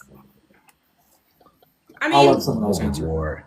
yeah, I mean, yeah, it's not necessarily like something you have to do. I mean, if you feel like you just want a bunch, go for it. I have a few back on hand that I need if I need it. That's about it. I mean, gosh, did I say that because I'm a freaking nerd and I probably have like 50 here. So I'm like, oh, I got plenty, but like I have a few of each that I really need, and then I'll just get something if I need to. I don't really buy into the fear mongering situation that's happened for a long time. So it's like, I just don't put that energy there anyway, and I just get what I need, and then I'll find a way to get whatever I need next time. So Subi Peppy asked, but how to, oh, sorry, go for it, Charles.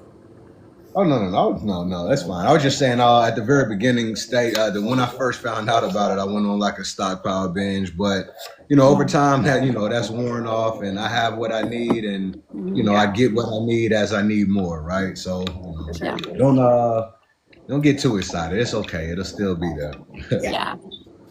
yep.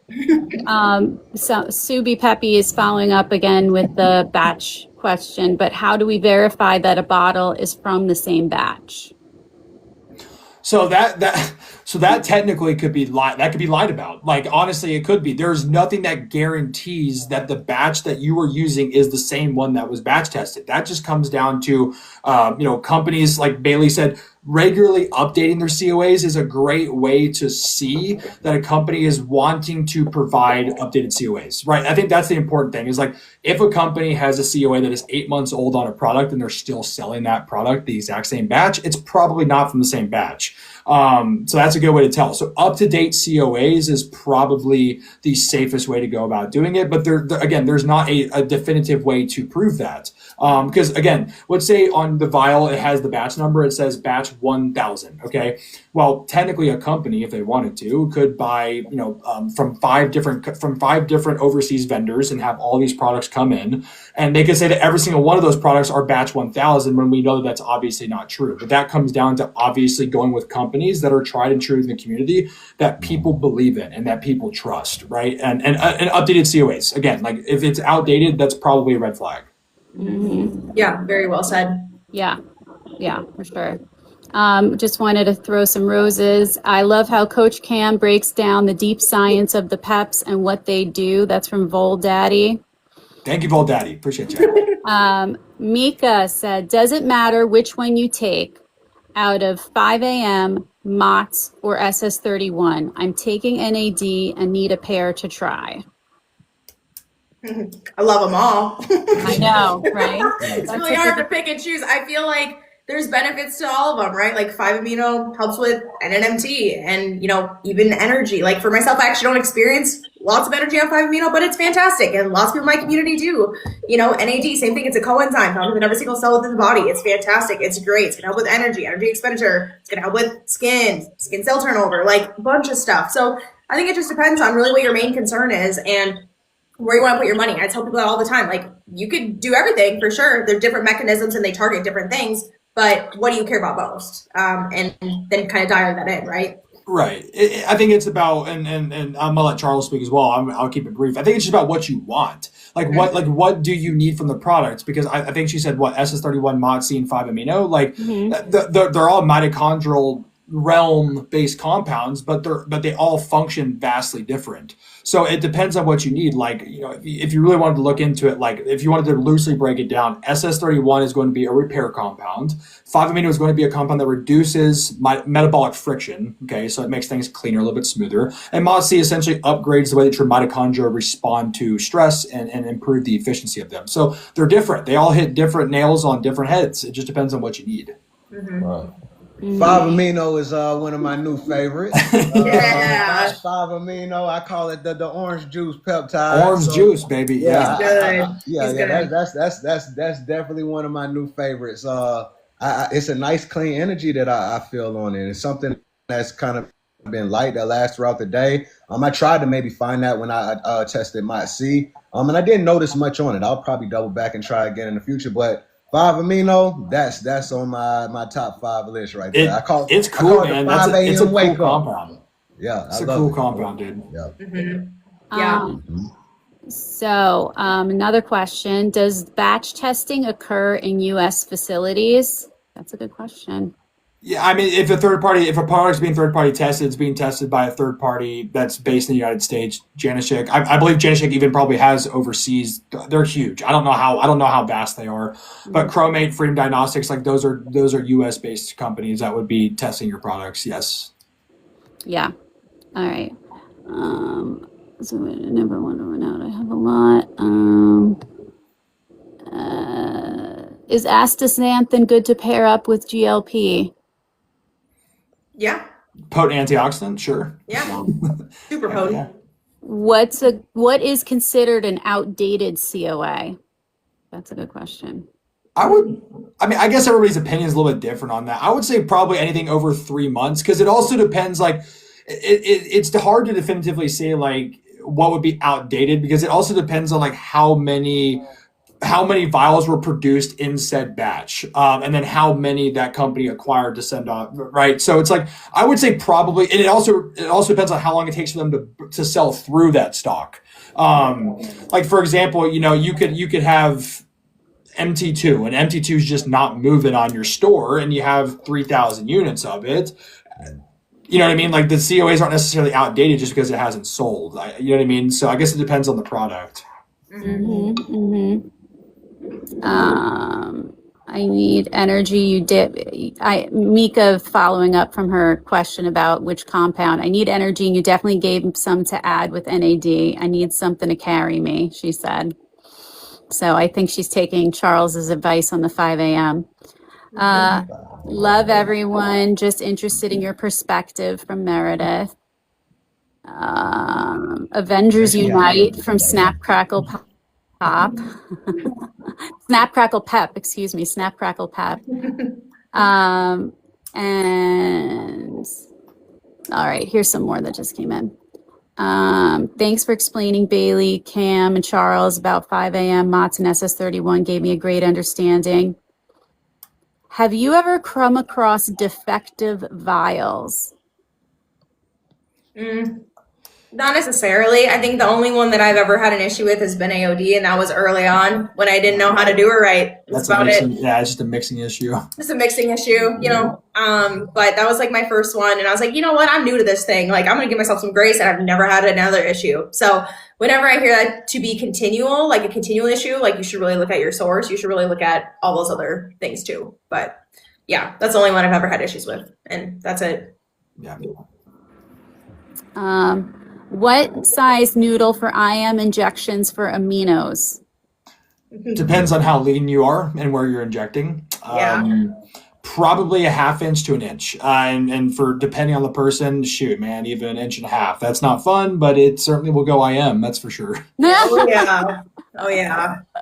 Cam, I don't even know. Do you do certain ones IM still? I do a couple amino blends. I've really tried to cut down on IM. I just would rather go sub-Q and have a little bit of swelling at the injection site as opposed to scar tissue. I still do a couple, like my TRT that I'm on, which obviously not a peptide. I still do that intramuscular. Sure. I just prefer it that way, but I do micro administrations of it. So. Yeah, and that's always the argument I feel like I see with people too, is like, do I need to? And I'm like, I mean, you can if you want, but like the bioavailability goes down just a tiny bit. I'm like, I'm going to suffer with the well, like all day for just the, applicableness to it. Yeah, the effects are still there. It's just a rate of absorption realistically. Like, IM, the way you can explain it is like, sub-Q is like a slow drip, and IM is like an espresso shot of coffee. Like, it's going to hit you quick, but that's typically and it depends on the compound as well, right? Obviously, half-life plays an important role, but yeah. For sure. No, it's just can y'all explain? Can you explain amino? Like, I've never used the aminos before. Yeah, so I mean, like for example, like L-carnitine would be considered like an amino. L-carnitine is something that's obviously naturally derived and stored in like the cardiac tissue and skeletal muscle, and it's used for fatty acid transport into the mitochondria. It can be a rate limiting factor for your ability to actually move fats into the mitochondria. Fats can't just free float into the mitochondria; they have to be transported through, I believe it's called carnitine palmitoyl transferase. It's a whole pathway that it has to go through. And so carnitine is the rate limiting factor to that. So it will move fatty acids into the mitochondria for them to be used as energy. And that results in obviously improved FAT loss, but it also is great for energy performance, cognition. It can be wonderful for delayed onset muscle soreness. So helping with recovery aspects. It's because FATs burn so clean. Like it's like your body wants to be able to run off of those, but most people's bodies are not metabolically flexible in the sense of like using FATs is not the primary, it's carbs, and most people are stuck on carb burning mode. So FATs being burned, it feels very clean, and it makes the performance wonderful. There's some cool stuff with it potentially upregulating androgen receptor density. So what that means is like your testosterone might have better binding affinity, so you might potentially yield better growth. It's not really proven, but it's something that people have talked about for a while. So. Yeah. And there's a bunch of other blends, like Bailey, one of Bailey's favorites, and she knows it's carved. You know, it's freaking awesome. It's B6, B12, methionine, and also choline, L-carnitine, and NAD plus. NAD plus, it's awesome. So nice. Oh God, so good. But yeah, even like the L-carnitine too. Like I ran that early on in my journey with AOD. Insane. Like it was life-changing for me. I was like, if I could do the intramuscular like for the rest of my life, I would do it. But I'm like, oh, the tolerability is just tough for some people. But why was it life-changing?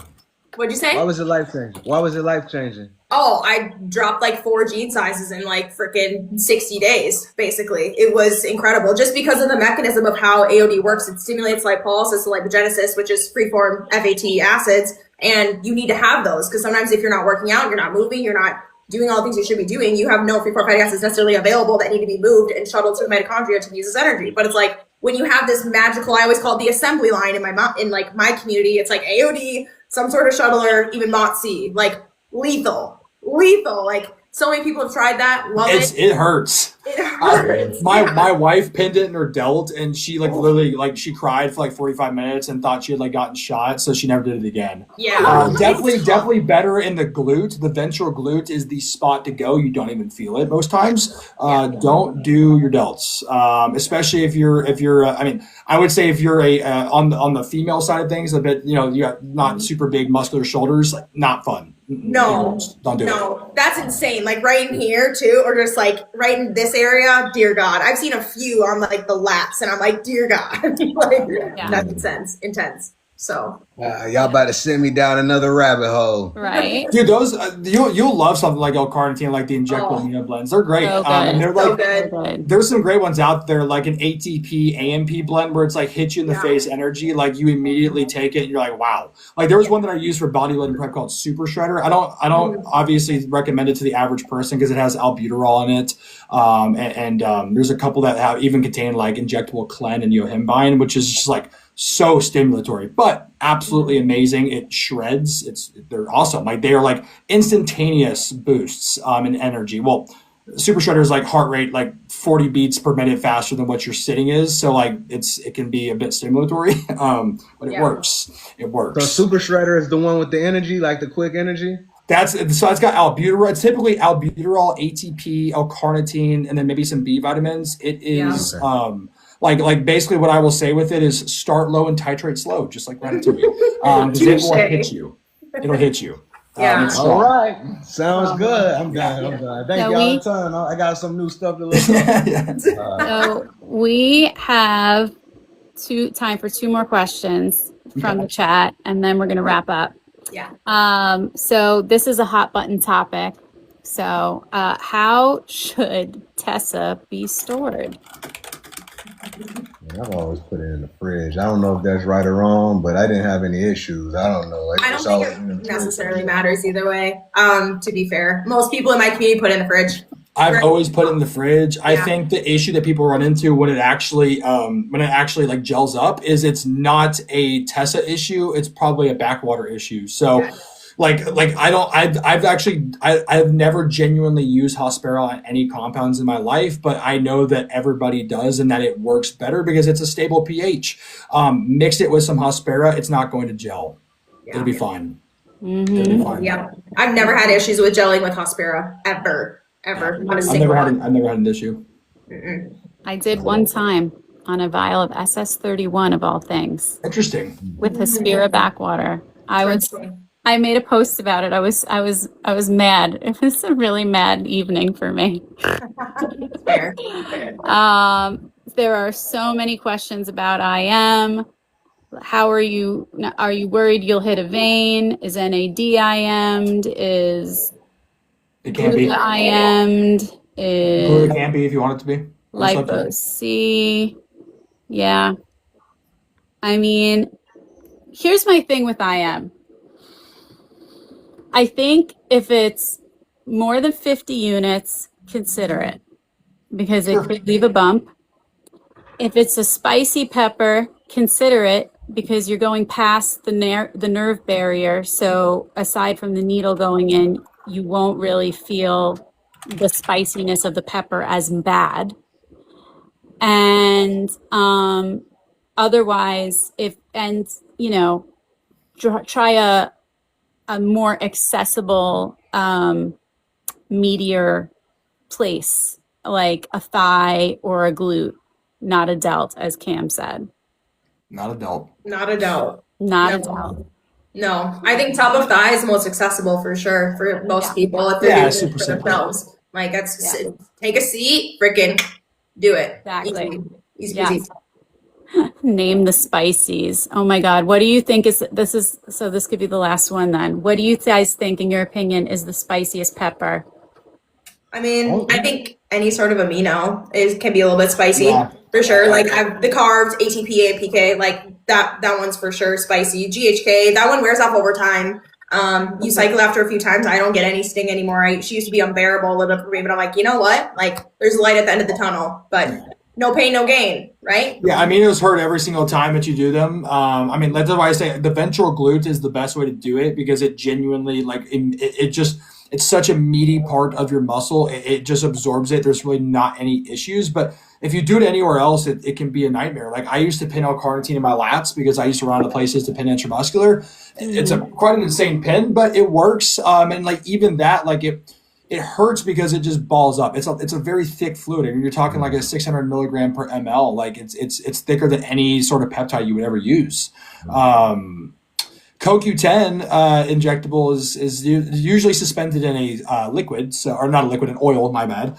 So it's definitely a bit thicker in itself, but it's not bad. I think like the ones that sting the most probably Gluta, NAD plus can have a bit of a zip to it. L-carnitine for sure. Any of the amino blends for sure. And then obviously GHK copper. That's the one that like will put people out of commission for they're like, I'm never using it again. It's the worst. It's so bad. That one puts more people out than anything I've ever seen. I know.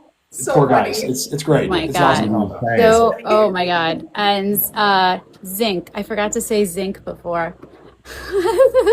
Taking zinc helps with the GHKCU sting, in my opinion. And like she didn't do anything for me, to be honest. Nothing. I don't know why. Yeah. I don't know if I'm just like super freaking deficient in zinc, which could be possible because I'm always cold. Don't know if that's like the ratatouille too, but it's like kind of a combination. So I don't know. It is interesting, but I feel like more people than not do say that it helps. So yeah. Well, guys, that is the end of our first ever Pepfluencer Round Table. We did it. We made it to the end. Thank you for those of you who have hung out with us. We have, so I just want to say thank you. Please give everyone here on this round table a follow because they're all amazing creators. And because of the response we got, this is not going to be the last Pepfluencer round table. There's Pepfluencers who've said they wanted to be on the round table. So we're going to do this, I think, once a month because it does take a little planning with people's schedules. So this won't be the last one. You guys are welcome back anytime, of course. Love to be back. And thank you guys so much. Whenever I close my live, I like to read off the stats. So tonight we had 73.5 6.7 thousand likes, Right on. 2,000 total views, 118 new followers, and 35 gifters. Wow. You guys fucking crushed it. Pepper fam, you showed us the love tonight. I really appreciate it. Like I said, make sure you follow everyone on the panel. And if you have any ideas for someone you would want to see on the panel in the future, shoot me a DM. By trade, I'm a casting director, so I'm like already casting future roundtables in my brain for like 6 months from now. So Love it. Good. yeah, Get lined up. Sounds great. I want to get them lined up. So thank you so much, you guys. Coach Cam, you're not following because he got bananaed recently, JT. Yeah, no, it's just I got banana again, guys. So Yeah. So keep coming back. This is a new account for him. Yeah, especially this is a new account for Cam, so please follow Cam if you don't already. You might Thanks, think guys. you follow Cam, but you probably You don't. follow. I just had to follow Cam. I didn't realize. There's so I just followed all y'all as well on the new account. So we're There's good. Yeah. so many like clones of you. I'm like, wait, Dude. Yeah. like, well, Yeah. why is there 17 cams? Oh god, it's such a nightmare, dude. They have all my usernames. I can't even make a new account. I gotta change my whole name after this. I think. Right. Oh my God, so funny. But Cam yeah, 17. Coach, 73, Coach Cam. Jesus. But what is his new Coach Cam? This is his new one, Snap Crackle Pep. This is the one. Yeah, you can follow this one here. Yeah. So as we always say in the Pepper fam, never pay retail on your peppers and always do more of what makes you happy. So let's hear a round of applause for our amazing panel. Wow, look at that. How freaking professional. Yes, we've got All right. it. I love it. All right, well, I am gonna go Yes. cook some Yes. food for my wife. She's Yes. hungry, so I gotta get out of here. She's Yeah. hungry It's and been an honor, pregnant. That y'all. doesn't mix. Yes. I know it doesn't mix. All right, it was a pleasure, guys. Y'all take care. Likewise. Thank you. Yeah, Bye, guys. Bye, guys.